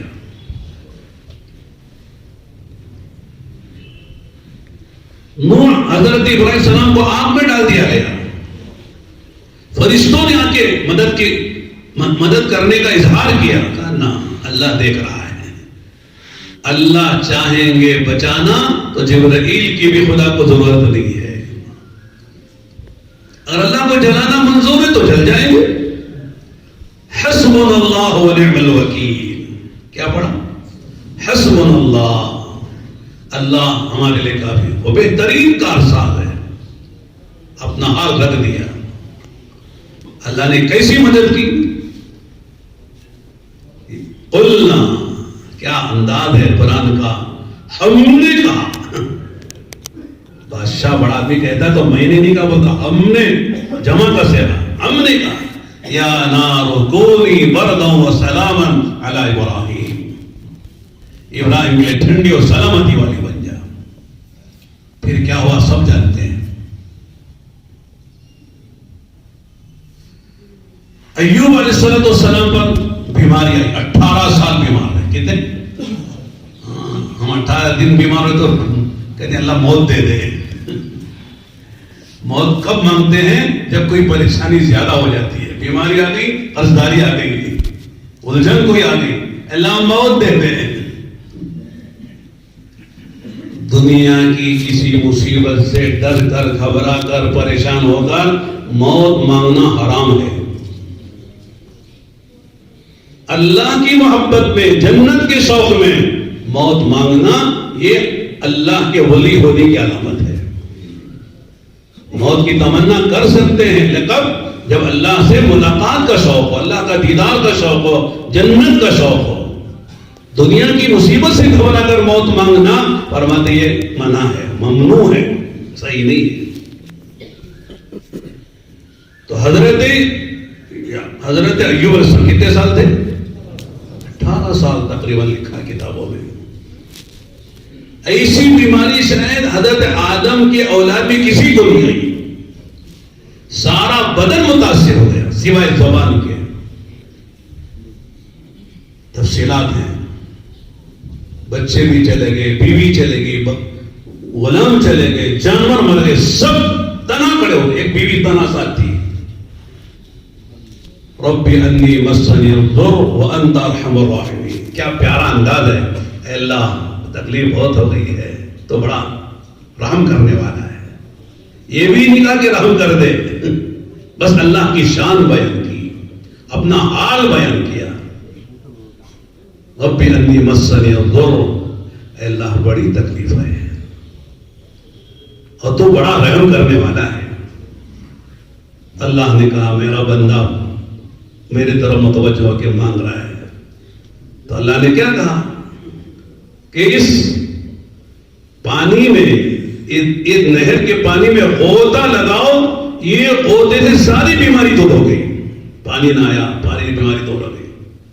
اللہ نے تعریف کی، انا وجدناہ صابرا، ہم نے ہمارے بندے ایوب کو بڑا صبر کرنے والا پایا۔ اللہ نے سرٹیفکیٹ دی ہے، نہیں، اللہ نے امتحان وہی لے رہا، ممتحن وہی ہے، اور امتحان میں فیل پاس ہونے کی سرٹیفکیٹ خدا خود دے رہے، تو کیسے صبر کیا ہوگا، کتنا صبر کیا ہوگا۔ ہم پر تھوڑی سی مصیبت آتی ہے تو کہتے ہیں مولانا کیا مصیبت ہے، گشت کرتے کرتے تھک گئے، صاحب گشت نہیں کریں گے، جماعتوں میں جاتے جاتے تھک گئے، اب نہیں جائیں گے، بہت چلے گئے۔ بعض مرتبہ لوگوں سے نا امید ہو جاتے ہیں۔ ہمارے ہاں مدارس میں جمعرات کو انجمن ہوتی ہے، آپ کے یہاں بھی ہوتی ہے، ہر مدرسے میں ہوتی ہے۔ ہمارے طلبہ جو ہے جمعرات کو ایک تقریر یاد کرتے ہیں، عربی کی، اردو کی، جو بھی تقریر ہو، 10 منٹ کی، 5 منٹ کی، 8 منٹ کی، دھواندار، لچھے دار، ایسا شاندار، ماتا صاحبان الہند بھی پیچھے ہو جائیں، ابوالکلام آزاد بھی پیچھے ہو جائیں۔ آخر میں کیا کہتے ہیں؟ وما علینا الا البلاغ، کیا مطلب ہے؟ ہمارے ذمہ پہنچانا تھا، پہنچایا، جاؤ جنت میں، جہنم میں مر جاؤ یا جاؤ جہنم میں، ہمارا مسئلہ ختم ہو گیا، ہم نے پہنچا دیا۔ جب وہ کہتے ہیں بھئی وما علینا البلاغ، کیوں کہہ رہے ہیں آپ؟ کہتے ہیں نبیوں نے کہا ہے، استدلال بھی بہت اونچا ہے۔ انبیاء کہتے تھے وما علینا الا البلاغ، ہمارے ذمہ پہنچا دیا، اب آگے ہمارا تمہارا مسئلہ نہیں، جاؤ جو چاہے کرو۔ پوچھتے ہیں ہم کہ بھئی انبیاء نے وما علینا البلاغ ضرور کہا، لیکن کب کہا ہے؟ 2 تقریر کے بعد، 2 گشتوں کے بعد، چلے کے بعد، ہمارا کام تو ہم نے پہنچا دیا۔ نوح علیہ السلام نے وما علینا البلاغ جو کہا ہے 950 سال کے بعد کہا ہے، وہ بھی کب؟ جب اللہ کی طرف سے اشارہ مل گیا، اب آئندہ یہ قوم مانگنے والی نہیں ہے، 80 82 آ گئے ہیں، یہی ہوں گے آخر، اب بناؤ کشتی، آنے والا ہے طوفان اور ہم سب کو غرق کرنے والے ہیں۔ تب جا کے کہا وما علینا البلاغ، وہ بھی پیار سے کہا ہے، محبت سے کہا ہے، ہمدردی سے کہا ہے، میرے ذمہ، ہمارے ذمہ پہنچانا تھا، پہنچا دیا، اگر تم نہیں مانتے تو تمہارا نقصان ہے۔ یہ پیار کا جملہ ہے، شفقت کا جملہ، وما علینا الا البلاغ۔ جیسے کوئی باپ اپنے بیٹا میرے ذمہ تو سمجھانا تھا، سمجھا دیا، تم نہیں مانتا ہے تو اپنا انجام سوچ لے، میں نے سمجھا دیا، پڑھ لے، جیسے ہمارے کہتے ہیں نا پڑھ لے ورنہ گدھے چرائے گا، پڑھ لے کامیاب ہو جائے گا ورنہ مستقبل میں روئے گا۔ جیسے ایک باپ اپنے بچوں کو سمجھاتا ہے، ایک استاد اپنے شاگردوں کو سمجھاتا ہے، تو نبی ہوتا ہے۔ نبی سے بڑا شفیع کوئی ہوتا ہے انسانیت کا؟ ہمدرد کوئی ہوتا ہے؟ تو دعا کی تاثیر عباسی بھی بتا رہا تھا کہ جہاں تمام مادی وسائل فیل ہو جاتے ہیں وہاں سے دعا اپنا اثر شروع کرتی ہے. دنیا کی تمام طاقتیں، دنیا کی تمام دولتیں، دنیا کی تمام بادشاہتیں، دنیا کی تمام فوجیں جہاں فیل ہو جاتی ہیں وہاں سے دعا کی طاقت شروع ہوتی ہے. اللہ نے ہر نبی کو دعا کی طاقت دی ہے، لیکن دعا میں طاقت محنت کے بعد آئے گی. کچھ کیا نہیں، لو بولے تو کوئی دیتا ہے. مہینہ بھر گئے نہیں آفس و دفتر، مہینے کے آخر میں کہتے سیلری لاؤ، ملتی سیلری. گیٹ آؤٹ، باہر نکلو. کام تو کیا نہیں، سیلری لینے آ گئے. اللہ تو دیتے ہیں، بغیر مانگے دیتے ہیں، بغیر استحقاق کے دیتے ہیں، لیکن جو کام کر کے مانگتا ہے. اس لیے ہمارے یہاں عمل کے بعد دعا ہوتی ہے. عام طور سے نماز کے بعد دعا ہے، گشت کے بعد دعا ہے، قرآن کریم کی تلاوت کے بعد دعا ہے، اذان کے بعد دعا ہے، روزہ رکھ کر دعا ہے، روزہ کھولتے ہوئے دعا ہے، حج کے ارکان ادا کر کے عرفات کے میدان میں دعا ہے. تو عمل کرو، پھر اللہ سے مانگو، پھر دیکھو اللہ تعالیٰ کیسے دیتے ہیں. تو ایک تو یہ اللہ سے تعلق. دوسرے کہتے ہیں کہ سنت کا شوق و جذبہ پیدا ہونا چاہیے. عظمت سنت، سنت کی عظمت. ہم لوگوں سے کہتے ہیں صاحب یہ سنت کے خلاف ہے. اگر آدمی خود اپنا جائزہ لے تو بہت سے میرے اعمال خود سنت کے خلاف ہیں. کوئی ناراض نہ ہو تو میں کہہ دوں کہ بہت سے نہیں بولتے تھے، کچھ لوگ ایسے بھی ہیں برسوں سے لگے ہیں لیکن آج تک چہرہ سنت کے مطابق نہیں اور یہ لباس سنت کے مطابق نہیں، شادی بیاہ سنت کے مطابق نہیں. ہم بن بھی گئے تو گھروں میں سنت کا ماحول نہیں.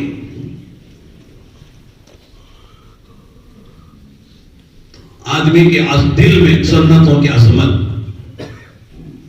اللہ کے نبی کی راہ طریقے پہ چلنے میں کامیابی کا یقین یہ بڑھتا چلا جائے.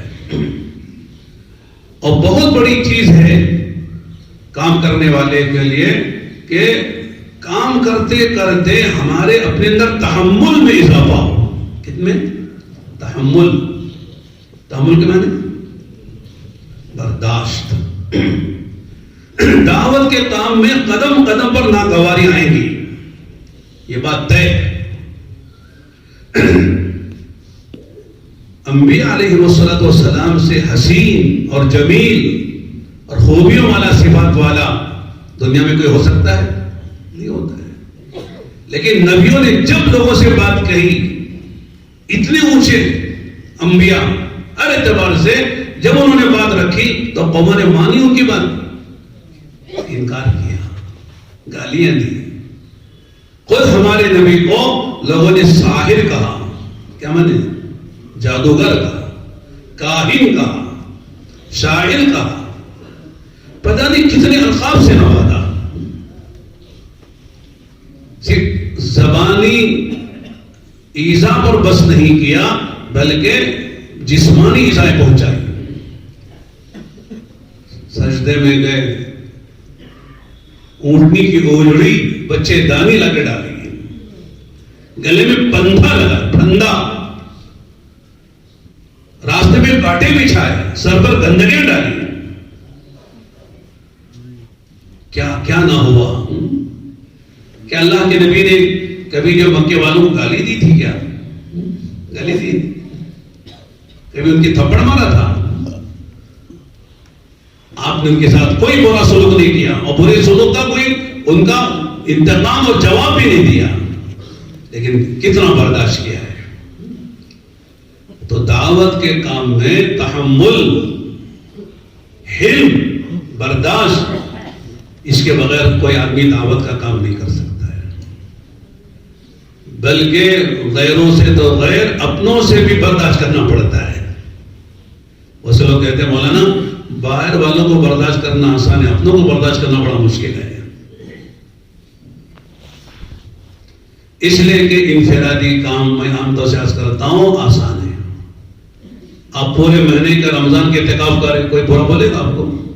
بلکہ آپ اللہ کے گھر میں مہمان ہیں، حضرت دعا کر دیجیے، ہمارے فلاں مسئلے ہیں، اللہ حل کر دے. آپ ہر سال عمرے حج کو جا رہے ہیں، ہر آدمی آپ سے دعائیں کروائے گا. آپ اپنے مال بے درے خرچ کر رہے ہیں، ہر آدمی کا ماشاءاللہ کیا سخی ہے. حاتم طائی بھی پیچھے ہو گیا ہے، تعریف کے پل باندھیں گے. لیکن جب دعوت کے لیے کھڑے ہوں گے تو وہاں سے نعرے بدلیں گے، الفاظ بدلیں گے، سوچ بدل جائے گی. اپنے پرائے ہوں گے، دوست دشمن ہو جائیں گے، گھر والے بھی پریشان کریں گے. تو آدمی کو برداشت کیے بغیر آدمی دین کا کام نہیں کر سکتا ہے. قدم قدم پر مجاہدہ، قدم قدم پر برداشت ہے. تو اللہ کے راستے میں دین کے کام کرنے والوں کے لیے ہر موقع پر ان کو حالات آئیں گے، اسے برداشت کرنا پڑے گا. برداشت کے بغیر آدمی کام نہیں کر سکتا ہے. اور اس پر کیا ملے گا وہ تو آخرت میں ملے گا. جو ملے گا دنیا میں ملنا ضروری نہیں. ہم کس کے لیے کام کر رہے ہیں؟ اللہ کے لیے. اور اللہ آخرت میں دے گا. اس لیے کہ اس دنیا کے اندر بدلہ نہیں ملتا ہے، برکت ملتی ہے. درخت کا سایہ اصل ہے کہ پھل اصل ہے؟ پھل اصل ہے، سایہ اصل نہیں ہے. سایہ بھی ملتا ہے لیکن اصل نہیں ہے، اصل پھل ہے. اور سایہ تو فوراً مل جاتا ہے اور پھل دیر سے ملتا ہے، وقت پر ملتا ہے. نہیں، درخت لگا کے پھل مل جاتا ہے، اس کی معینہ مدت ہے. جب وہ پوری ہوتی ہے تو پھر وہ پھل ملتا ہے. تو اس طرح جب دنیا کی زندگی ختم ہوگی، جب بندہ آخرت میں خدا کے سامنے جائے گا تو اللہ تعالیٰ اس کے ایک ایک عمل کا پھل دیں گے، جزا دیں گے، بدلہ دیں گے. دنیا میں برکت ملے گی. وہ کیا برکت ہے؟ دل کا سکون ملے گا، دعاؤں کی قبولیت ملے گی، پھر لوگوں میں محبوبیت آئے گی، لوگوں کا مرجع بنے گا. ابھی ہم گزشتہ 1.5 مہینہ پہلے آسٹریلیا میں تھے فاروقی کے ساتھ. وہاں شیخ معتز ہے. ہم 95 میں گئے تھے، تب جوان تھے وہ، ہم بھی جوان ہی تھے. بہت محنت کرائی انہوں نے. ایک ایک آدمی سے ملنے کے لیے 25-25 کلومیٹر جاتے تھے، ساتھ لے کے آؤں. آج وہ پورے آسٹریلیا کے ذمہ دار امیر ہیں. اور آسٹریلیا میں ایک کمیونٹی نہیں ہے، ایک ملک کے ایک زبان کے لوگ نہیں ہیں، 50-60 ملکوں کے لوگ ہیں. عرب بھی ہیں، عجم بھی ہیں، افریقن بھی ہیں، یورپین بھی ہیں، ایشین بھی ہیں. ہمارے تینوں ملکوں کے لوگ ہیں. تقریباً 50-60 ملکوں کے لوگ وہاں پر رہتے ہیں. ان سارے 50-60 ملکوں کے لوگ جو دعوت میں لگے ہیں، ان سب کے وہ ذمہ دار ہیں. ذمہ دار ایسا نہیں زبردستی بن گیا ہو، ذمہ دار محبوب بن کر. وہاں ہم نے دیکھا کہ ہمارے ساتھی عرب و عجم، ہندوستان اور بنگلہ دیش اور پاکستان سب یہ کہتے ہیں بھائی یہ شیخ معتز جو ہے ہمارے سر کا تاج ہے. اور ساتھ ہی ایسی محبت، ایسا تعلق ہے کہ ان کو ایک شہر سے دوسرے شہر اگر اپنا گھر اگر بدلنا چاہتے ہیں تو شیخ سے مشورہ کرتے ہیں. شیخ ہم جو ہے سڈنی سے میلبورن آنا چاہتے ہیں، یا سڈنی سے ہم ایڈیلیڈ جانا چاہتے ہیں، یا ایڈیلیڈ سے ہم برسبن جانا چاہتے ہیں، یا پرتھ جانا چاہتے ہیں. تو اسے مشورہ کرتے ہیں. اگر ان کی رائے ہوتی تو گھر بدلتے، ورنہ وہیں رہتے ہیں. اپنے ذاتیات کے، اپنی ذاتی مشورے ان سے کرتے ہیں. اور پھر وہ آدمی عجیب آدمی ہے. ہمارے بزرگوں کی باتیں جتنے بیان ہم نے کیے، فاروق بھائی نے کیے اور ہمارے دوستوں نے کیے، تو وہ جیسے مولانا بیٹھے ہیں نا مفتی صاحب، اس طرح بیٹھ کر بیان کرنے والوں کے قدموں کے پاس بیٹھ کر آدمی بات سنتا ہے. اتنا بڑا آدمی. ہماری مصیبت کے ذرا بیان کرنے والا ہو گیا، ذرا بیان جو ہے پرانا ہو گیا، کہتے بیان کیا سننا، میں تو بیان والا ہوں، میرا بیان ہوتا ہے، ان کا کیا بیان سننا. ہمارے بڑے فرماتے 4 کام کریں گے ترقی ہوگی، اور آدمی نیچے سے اوپر چلا جائے گا. وہ کیا ہے؟ ان میں ایک ہے کہ ہر آمین کا پرانا ہو نیا ہو، عالم ہو غیر عالم ہو، عربی ہو عجمی ہو، اس کا بیان طلب کے ساتھ عظمت کے ساتھ سنو. یہ نہیں کہ صاحب بہت بڑے مولانا پرانے آزادی آگے پلا تو سنیں گے، ورنہ ان سے اچھا تو بیان نہیں کرتا، جا کے سوتا ہوں. سنو بیٹھ کے ہر آدمی کا پتہ نہیں کون سا قطرہ ہدایت کا تمہارے دل میں اترے، اللہ اس کو ذریعہ بنا دے ہماری زندگی میں ہدایت کے آنے کا. بارش برستی ہے آسمان سے قطرہ قطرہ کر کے. یہ قطرہ وہ ہوتا ہے جو سیپی میں جاتا ہے، موتی بنتا ہے، کروڑوں میں بکتا ہے. یہ قطرہ ضروری نہیں کہ ہر قطرہ، کوئی قطرہ ایسا ہوتا ہے جو سمندر میں جاتا ہے اور وہ موتی بنتا ہے، اور جو غواص ہوتے لگانے والے ہوتے نکالتے ہیں اور کروڑوں میں اسے بیچ لیتے ہیں، نفع کما لیتے ہیں. یہ قطرہ پانی ہے، وہ یہ قطرہ پانی کا آسمان سے گرا موتی بنا، اور یہ قطرہ باپ کے پیٹ سے سلب سے ماں کے پیٹ میں گیا تو بہترین خوبصورت بچہ بنا. یہ اللہ کی قدرت ہے. تو میں اس کر رہا تھا کہ ہر ایک کا بیان تمام سے طلب کے ساتھ سننا. دوسری بات فرماتے ہیں کہ تعلیم کے حلقوں میں بیٹھنا.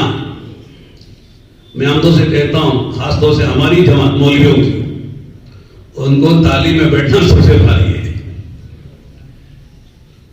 ہمارے ذہن میں کیا ہوتا ہے کہ ہم نے تو 8-10 سال پڑھ لیا ہے، سیاہ ستہ، ابھی جو نام نہ کتابوں کا بخاری مسلم اور مشکات کی ساری حدیثیں، جیسے ستائی کی حدیثیں، ہدایت کی چاروں جلدیں سب پڑھ لی ہیں. اب کیا بیٹھنا ہے تعلیم میں فضائل اعمال کی؟ اس میں کیا رکھا ہے؟ سنتے سنتے یاد ہو گئی ہے، یاد ہوگی، عمل میں آئی کیا؟ بہت سے ساتھی کے ذہن میں ہوتا ہے ہم نے تو بہت پڑھ لی، مولانا کیا سننا ہے؟ وہی حدیثیں. پوری تبلیغ کی گاڑی جو ساری دنیا میں چل رہی ہے وہ فضائل کی بنیاد پر ہے. ہمارے قاری ظہیر صاحب کے ساتھ ہمارا وقت لگا تھا سال میں 1985 میں بنگلہ دیش میں. تو ایک مرتبہ علماء کی مجلس میں کہنے لگے کہ صاحب آپ کہتے ہیں فضائل تبلیغ والوں کے بعد اور کیا رکھا ہے؟ حضرت نے کہا کہ فضائل کی برکت دیکھو کہ امت فضائل سنتے سنتے اس مقام پر پہنچی ہے کہ لوگ آتے ہیں یہ کہتے ہوئے ہماری جماعت اتنی ہے، یہ جماعت کا خرچ 2 لاکھ کا ہے، اس کا 3 لاکھ کا ہے، اس کا 1.5 لاکھ کا ہے، اس کا 1 لاکھ کا ہے، ہماری 4 مہینے کی جماعت ہے، آپ جو رخ دیں گے ہم جانے کو تیار ہیں. پیسہ لے کر وقت لے کر امت آ رہی ہے، ہم کو صرف روٹ بتانا پڑتا ہے مشورے سے، تم یہاں چلے جاؤ، تم یہاں چلے جاؤ، تم یہاں چلے جاؤ. جبکہ ایک بیٹا باپ کی بات ماننے کو تیار نہیں ہے، ایک شاگرد استاد کی بات ماننے کو تیار نہیں ہے. لہذا امت اٹھ کر آ رہی ہے، عرب و عجم سے اٹھ کر آ رہے ہیں، اپنا پیسہ لے کر آ رہے ہیں، اپنا وقت لے کر آ رہے ہیں، اور کیا کہہ رہے ہیں؟ بھائی ہم تیار ہیں، آپ ہم کو رخ بتا دو، جس مقام پر جس ملک میں جانا ہے، جس بر اعظم میں جانا، ہم تیار ہیں. یہ کس کی برکت ہے؟ فضائل کی برکت ہے. اللہ کے نبی اتنے فضائل امت کو سنائے ہیں کہ صحابہ جب فضائل سنتے تھے شہادت کے لیے تیار ہوتے تھے. صحابی آئے اللہ کے نبی اگر اس معرکے میں شہید ہو گیا تو میرا اللہ کے ساتھ کیا معاملہ ہوگا؟ اللہ کے نبی فرمایا جنت. اور کہاں؟ ادھر گرے ادھر جنت پہ پہنچے. کھجور کھا رہے تھے، اٹھا کے پھینک دی. انہا لحیات طویلہ، یہ کھجور کھانے کی مدت بڑی لمبی ہے. گھسے معرکے میں شہید ہو گئے، تیر لگا اور پار ہو گیا، اور زبان سے جملے نکلے فزت رب الکعبہ، رب کعبہ کی قسم میں کامیاب ہو گیا. فضائل اتنے سنو کہ امت جان دینے کو تیار ہو جائے. 4 مہینے کیا ہوتے ہیں، چلہ کیا ہوتا ہے؟ اصل زندگی تو آخرت کی ہے، اسی کی تیاری کے لیے اللہ نے دنیا میں بھیجا ہے. جتنی ہماری صلاحیتیں ہیں، جان کی، مال کی، جوانی کی، علم کی، یہ سب لگنا ہے آخرت کے لیے. تب یہ نعمتیں کام میں آ گئی، کام میں لگ گئی، محفوظ ہو گئی. اگر دنیا میں لگ گئی، بقول حضرت مولانا ابراہیم صاحب دامت الخاتون کے، جو دنیا سے دنیا صرف کماتا ہے، فرمایا وہ نادان ہے. نہیں، دنیا سے دنیا کمانا کیا ہے؟ ایک دکان سے دوسری دکان، دوسری تیسری صدی، چھوٹی سے بڑی، ایک کارخانے سے دوسرا کارخانہ، ایک زمین سے دوسری زمین، ایک بلڈنگ سے دوسری بلڈنگ، اسی چکر میں رہا۔ دنیا بناتے بناتے دنیا سے چلا گیا۔ جو بنایا وہ لے کر نہیں گیا، سب چھوڑ کر گیا۔ جو لے کر جانا تھا وہ بنایا نہیں۔ بولو نادان ہے کہ نہیں؟ زمین پر محنت کر کے زمین کے اوپر کی ساری زمین کو چھوڑ کر چلا گیا، نادان ہے۔ لیکن یہی صلاحیت، یہی دولت، یہی جوانی، یہی صحت اگر آخرت کے لیے لگاتا تو جو کچھ محنت کر کے کمایا سب لے کر جائے گا، کوئی چھوڑ کر نہیں جائے گا۔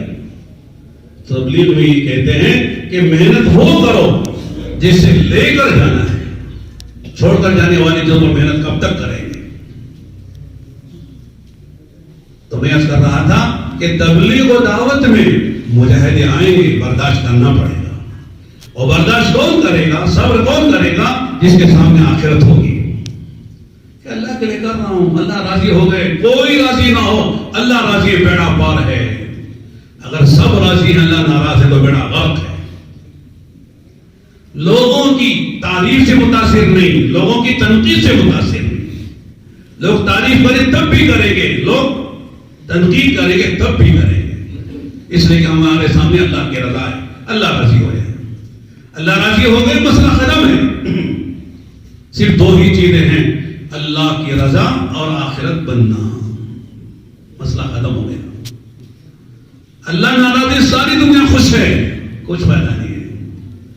دنیا بہت بن گئی لیکن آخر اجڑ گئی، کچھ نہیں ہوا۔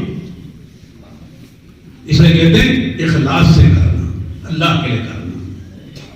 اخلاص سے کرنے والا یہ نہیں دیکھتا کہ کون مجھے بلا رہا ہے آگے، کون مجھے پیچھے کر رہا ہے، کون میری رائے لے رہا ہے، کون میری رائے نہیں لے رہا ہے، کون میری عزت کرتا ہے، کون میری عزت نہیں کرتا ہے، کون مجھے پرانا سمجھتا ہے، کون مجھے نیا سمجھتا ہے۔ اسے کسی کی پرواہ نہیں ہے۔ اللہ کو اگر اللہ جس کے لیے کرنا وہ دیکھ رہا ہے، اس کے لیے کرنا ہے۔ اگر وہ خوش ہو گیا، کوئی بھی مجھے جانے نہ جانے، اللہ کیا میرا مقام مرتبہ ہے۔ ساری دنیا جان رہی ہے لیکن اللہ کیا میرا کوئی مقام نہیں ہے۔ اس لیے فرماتے ہیں آدمی مشہور ہونے کی کوشش نہ کرے، دنیا میں مشہور بہت ہیں، مقبول ہونے کی کوشش کرے۔ سب سے زیادہ مشہور کون ہے دنیا میں؟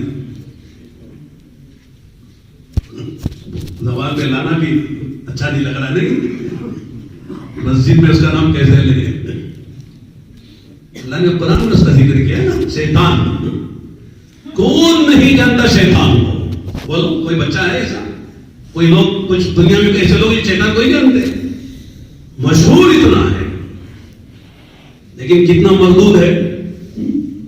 ہر وقت اعوذ باللہ من الشیطان الرجیم، رجیم کے معنی مردود، اللہ کے رحمت سے دور۔ مشہور ہونا اصل نہیں، مقبول ہونا ہے۔ اور آدمی مقبول تقوی سے ہوتا ہے، اخلاص سے ہوتا ہے، صفات سے ہوتا ہے۔ جتنا تقوی ہوگا، جو حدیث میں نے پڑھی تھی اس میں کیا فرمایا؟ ثلاث منجیات، تین چیزیں ہیں جو آدمی کو نجات دلاتی ہیں۔ کتنی چیزیں یاد رہیں گی؟ بیان کرنے کے لیے، عمل کرنے کے لیے۔ بعض لوگ بیان سنتے ہم بھی بیان کریں گے ایسا، تو یہ نیت ہے تو بیکار ہے۔ عمل کے ساتھ بیان بھی کرے حرج کے بعد، صرف بیان کرنے کے لیے بیان سننا یہ زیادہ مفید نہیں ہے۔ کیا فرمایا؟ ثلاث منجیات، تین چیزیں آدمی کی نجات کا سبب ہے۔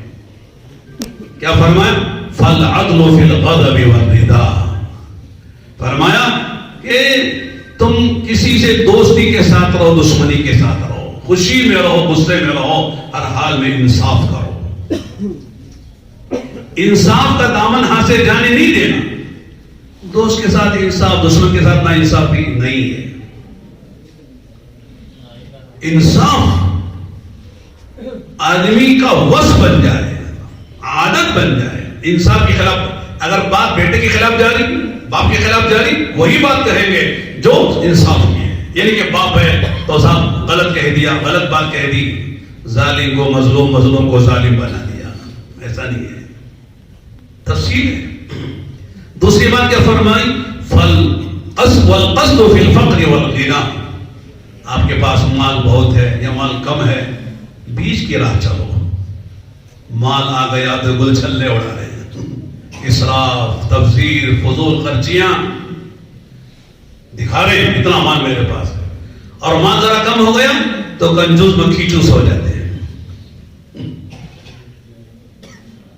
ہمارے آسٹریلیا میں بیان کر رہا تھا میں، ساتھی نے پوچھا کیا مولانا کیا مطلب ہے اس کا کنجوس مکھی چوس کا، کیا اس کا خلفیہ ہے، اس کے شانی ورود کیا ہے؟ تو میں نے عرض کیا کہ بھائی سنا تھا میں نے کہ ایک آدمی اتنا بخیل تھا کہ وہ کھانا کھاتے ہوئے کٹوری میں گھی رکھ کے صرف دیکھتا تھا، سونگتا تھا، کھاتا تھا. گھی نہیں ڈالتا تھا، دیکھ رہا ہے، سونگ رہا ہے، کہ وہ گھی بھی کھا رہا ہے دیکھ کر سونگ کر. اتفاقاً ایسا ہوا کہ اس کٹوری میں مکھی گر گئی. اگر کہ مکھی گری تو نکالنا ہے اسے. اب مکھی نکالا تو مکھی کو گھی لگا ہوا ہے، اب منہ میں رکھ کر چوس کر مکھی کو پھینکتا ہے. یہ کنجوس مکھی چوس ہے. گھی میں جو تھوڑا سا گھی لگ گیا مکھی کو، وہ بھی پھینکنے تیار نہیں ہے، وہ بھی چوس کے پھینک رہا ہے. تو بعض لوگ ایسے کنجوس مکھی چوس ہوتے ہیں، چمڑی جائے دمڑی نہ جائے، چمڑی میں اتار لو لیکن یہ پیسہ مجھ سے نہ مانگو. ایسا نہیں ہونا. بیچ کی راہ چلو، جہاں جتنا خرچ کرنا اتنا خرچ کرو، اسراف نہ کرو. شادی میں ہے، مکان میں ہے، کھانے میں، سواری میں، کپڑے میں، یہ 5 ہماری بڑی ضرورتیں ہیں. یہاں جتنا ضرورت ہے اتنا خرچ کرو، اسراف بھی نہ کرو، بخیلی بھی نہ کرو. بیوی کو روٹی کپڑا مکان تو دینا ہے، اس کا ذرا جیب خرچ بھی دو. یہ ہے شریعت. جتنی ہماری حیثیت ہے 500 روپے 1000 روپے جتنا ہم دے سکتے ہیں ماہانہ اسے دے دو. اور یہ نہ پوچھو کہاں خرچ کیا، اس کی مرضی خرچ کرنے دو گے بھی. کسی کو ہدیہ دے دے گی وہ، یا کہ اللہ کی کھلا دے گی، کچھ بھی کرے گی، اس کا حق ہے جیب خرچ دینا. تو یہ کہا کہ امیری ہو یا غریبی ہو، مال کی ریل پیل ہو یا مال کی کمی ہو، آپ جو ہے اسراف بھی نہ کرنا، بخیلی بھی نہ کرنا. بیچ کی راہ چلنا تو کبھی فقیر نہیں ہوں گے. یہ فقر و فاقے سے بچانے والی بات ہے. اور تیسری بات فرمائی وخشیۃ اللہ فی السر والعلانیہ، فرمایا کہ خلوت ہو جلوت ہو، مجمع ہو چاہے ہو، مجمع نہ ہو، رات کا اندھیرا ہو، دن کا اجالا ہو، فرماتے ہیں اللہ کا ڈر دل میں رکھو، یہ تمہاری نجات کا سبب ہے.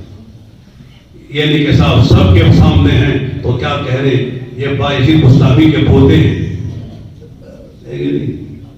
حسن بصری کے نواسے ہیں، اتنے بزرگ معلوم ہوتے ہیں سب کے سامنے. اور خلوت میں گئے تو شیطان بھی کہتا ہے میری ضرورت یہاں پر نہیں ہے، یہ میرا کام کریں گے. خلوت میں ہو جلوت میں ہو، وہ دیکھ رہا ہے، اسے راضی کرنا، اسے ڈرنا ہے. جیسے سب کے سامنے کوئی گناہ نہیں کرتے، آدمی جلوت خلوتوں میں گناہ نہ کرے. خاص طور سے اس زمانے میں جو گناہ کا سامان ہر ایک کی جیب میں آ گیا ہے، ضرورت سمجھ کے استعمال کرے، ضرورت کے ساتھ ٹھیک ہے، لیکن گناہ کا ایک بڑا زبردست آلہ ہے. گناہ کرنے کے لیے آدمی کو کہیں جانا پڑتا تھا، اب کوئی نہیں اپنے بستر پر بیٹھ کے گناہ کرے، اپنے بیڈ روم میں بیٹھ کر گناہ کرے. آنکھوں کا گناہ، کانوں کا گناہ، دماغ کا گناہ، اسے بچنا انتہائی ضروری ہے. تو خلوت و جلوت میں اللہ سے ڈرنا، اللہ کا ڈر دل میں ہونا. کوئی بات ایسی نہیں ہونا جس سے ہمارا اللہ ہم سے ناراض ہو جائے.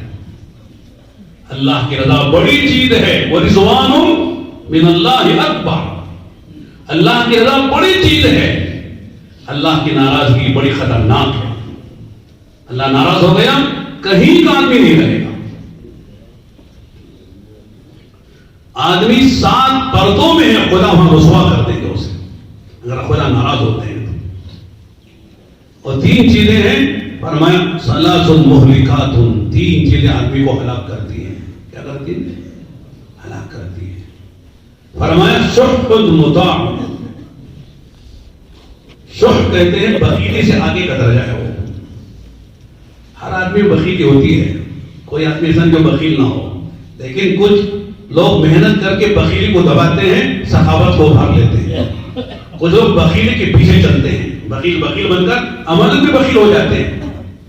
یہ بخیلی جس میں عمل ہو، جس میں شوق کے درجے کو پہنچ جائے آدمی، اس کی ایک مثال لوگ اس کو یوں کہہ سکتے ہیں کہ بخیل آدمی کہتا میرا ہے، بس اتنا ہے. شوق صحیح جو آدمی کہتا ہے میرا ہے، تیرا بھی میرا ہے، تیرے جیب میں جو ہے وہ بھی میرا ہے، تیرے بینک میں جو وہ بھی میرا. کیسے اس کو لو میں اور جمع کر لوں تیجوری میں بھی. تو شوق بڑی خطرناک چیز ہے. جو آدمی صحیح ہوتا ہے وہ لئیم ہوتا ہے. اب لئیم کو سمجھانا پڑے گا. عربی میں دو لفظ آتے ہیں، ایک کریم ایک لئیم. کریم بولو تو تمام خوبیاں جو مطلوبہ ہیں ان سب کا وہ جامع ہے، وہ ساری خوبیاں اس کے اندر اسے کریم کہیں گے. اور لئیم کہتے جتنی خرابیاں اور جتنی جو ہے برائیاں جتنی ہو سکتی اس میں سب جمع ہوتی ہیں، وہ لئیم ہوتا ہے. جیسے ہمارے کہتے ہیں کمینہ. لئیم کے معنی کمینہ آدمی ہے. تو کمینہ بولتے ہیں سمجھ آتے ہیں کہ بخیل بھی ہے اور جو ہے متکبر بھی ہے اور جو ہے یعنی یہ آدمی بہت گھٹیا آدمی ہے، جھوٹ بھی بولتا ہے، خیانت بھی کرتا ہے، یعنی ساری جو برائی اس کے اندر جمع ہے. تو لئیم اسے کہتے ہیں. اسی کو عربی میں کمینہ کہتے ہیں، اردو میں عربی میں لئیم کہتے ہیں. تو شح مطاع. اور آگے فرمایا وہ ہون متبع. ہون کیا معنی؟ خواہش. ہر آدمی میں خواہشات ہوتی ہے نا، لیکن آدمی خواہشات کو دباتا ہے اور شریعت پر چلتا ہے. لیکن یہ آدمی خواہشات کے پیچھے چلا جا رہا ہے. تو جو آدمی خواہشات کا بندہ بن کر خواہشات کے پیچھے چل رہا ہے، یہ آدمی کو ہلاکت کرنے والی بات ہے. اور آخری بات کیا فرمایا؟ اعجاب المرء بنفسه. آدمی جو ہے خوش فہمی میں مبتلا ہو جائے. کیا مطلب ہے؟ میرا جیسا کوئی نہیں، میرا بیان کیا بیان، میری رائے کیا رائے، میرا کہنا کیا کہنا، میرا مقابلہ کوئی نہیں کر سکتا ہے. یعنی اپنے پر آدمی کو اتنا بھروسہ اعتماد ہو جائے کہ خوش فہمی کا شکار ہو جائے اور دوسرے سے استفادہ کرنے کو ضروری نہ سمجھے، دوسرے کی رائے کو کنڈم کر دے. بزرگ کہتے ہیں جو آدمی یعنی یہ کہنا کہ جو میں کہوں وہی حق ہے، وہ حقیقی حق ہے، یہ اللہ کی بات ہے. اللہ کہیں گے جو میں کہوں گا وہ حق ہے، اور جو میں کروں وہ حق ہے، وہ نبی کا حق ہے. اللہ جو کہے وہ حق ہے، نبی جو کرے وہ حق ہے. لیکن جو آدمی انسان ہو کر کہے میں جو کہوں وہ حق ہے، جو میں کروں وہ حق ہے، تو گویا کہ یہ خدائی کا دعویٰ کر رہا ہے یا نبوت کا دعویٰ کر رہا ہے. نہیں، ہم جو کریں وہ حق ہے کیا؟ شریعت کے ترازو میں تولنا پڑے گا، تب جا کے پتا چلے گا میرا عمل حق ہے کہ نا حق ہے.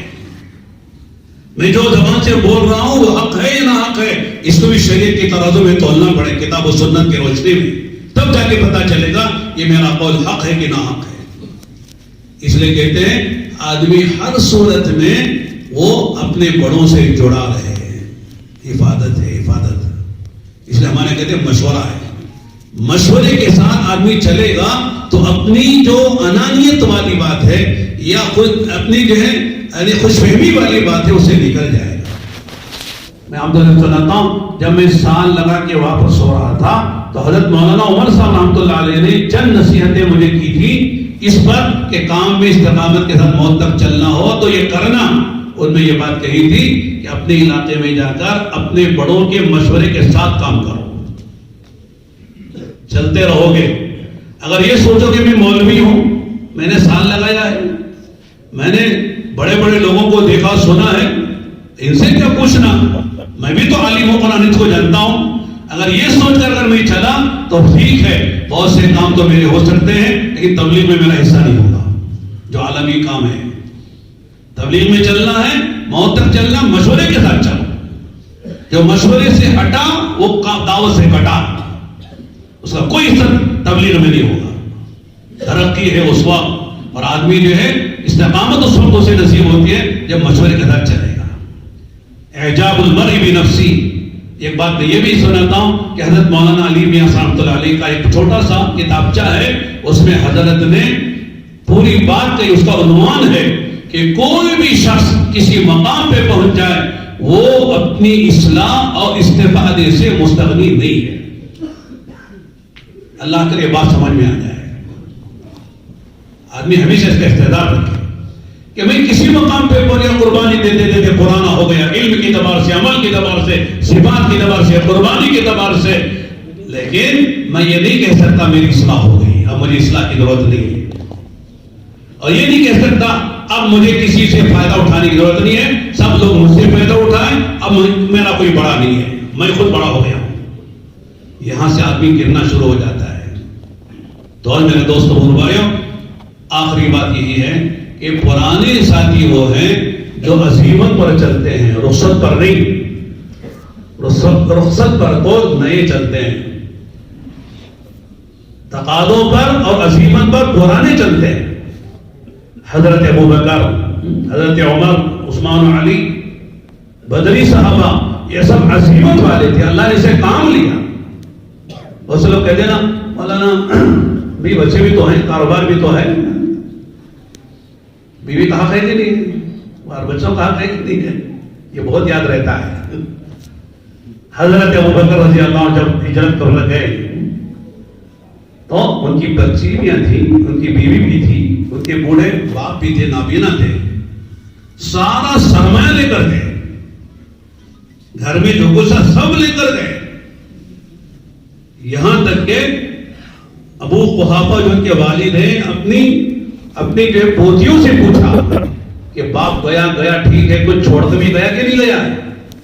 وہ بچیاں بھی کیسی بنی ہوئی تھی، انہوں نے ایک طواق میں جہاں پیسے رکھے جاتے تھے کنکریاں اور جو ہے ٹھیکریاں رکھ کر اوپر کپڑا اٹھا کے دادا جان ہاتھ لا کے رکھا کہ ہاں دیکھو یہ چھوڑ کے گئے ہیں۔ پڑھا کہ نہیں قصہ؟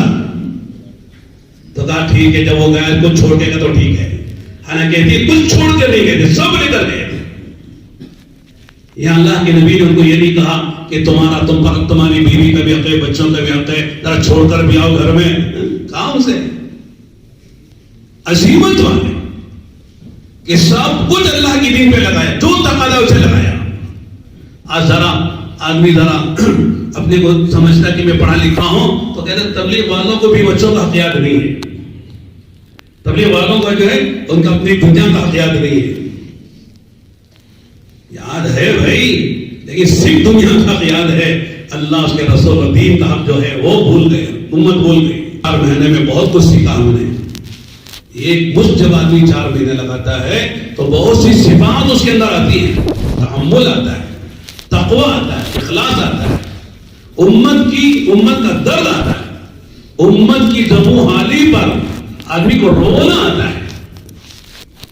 ایک کارگزاری سنی، ایک بہت بڑے رئیس اپنے ہندوستان کے علاقے کے پہلی مرتبہ زندگی میں 3 دن کے لیے گئے۔ کتنے دن کے لیے؟ صرف 3 دن کے لیے گئے، اور ان کو گشت میں متکلم بنا دیا۔ بڑے مالدار آدمی، کروڑ پتی، ان کو گشت میں متکلم بنا دیا۔ تو انہوں نے جا کے ایک پان والے کی دکان سے بات کی، پان والے سے کہا وہ بھائی ذرا پان بنانا بند کرو، بات سنو۔ نیا آدمی، تو پان والے نے کہا پان بنانا بند کر دو تو میرے بھی بچے کو آپ کا باپ کھلائے گا؟ یہ جملہ، ٹھیک ہے پان بنانا بند کر دو گا تمہارا باپ کھلائے گا میرے بچوں کو؟ یہ سنتے ہی وہ پریشان ہو گئے اور وہیں سے واپس مسجد آئے، رونے لگے، بہت دیر تک روتے رہے۔ کسی نے کبھی کیا ہو گیا؟ کہا آج مجھے سمجھ میں امت کس حال میں ہے، امت اپنے خیرخواہ کو بھی نہیں سمجھتی ہے۔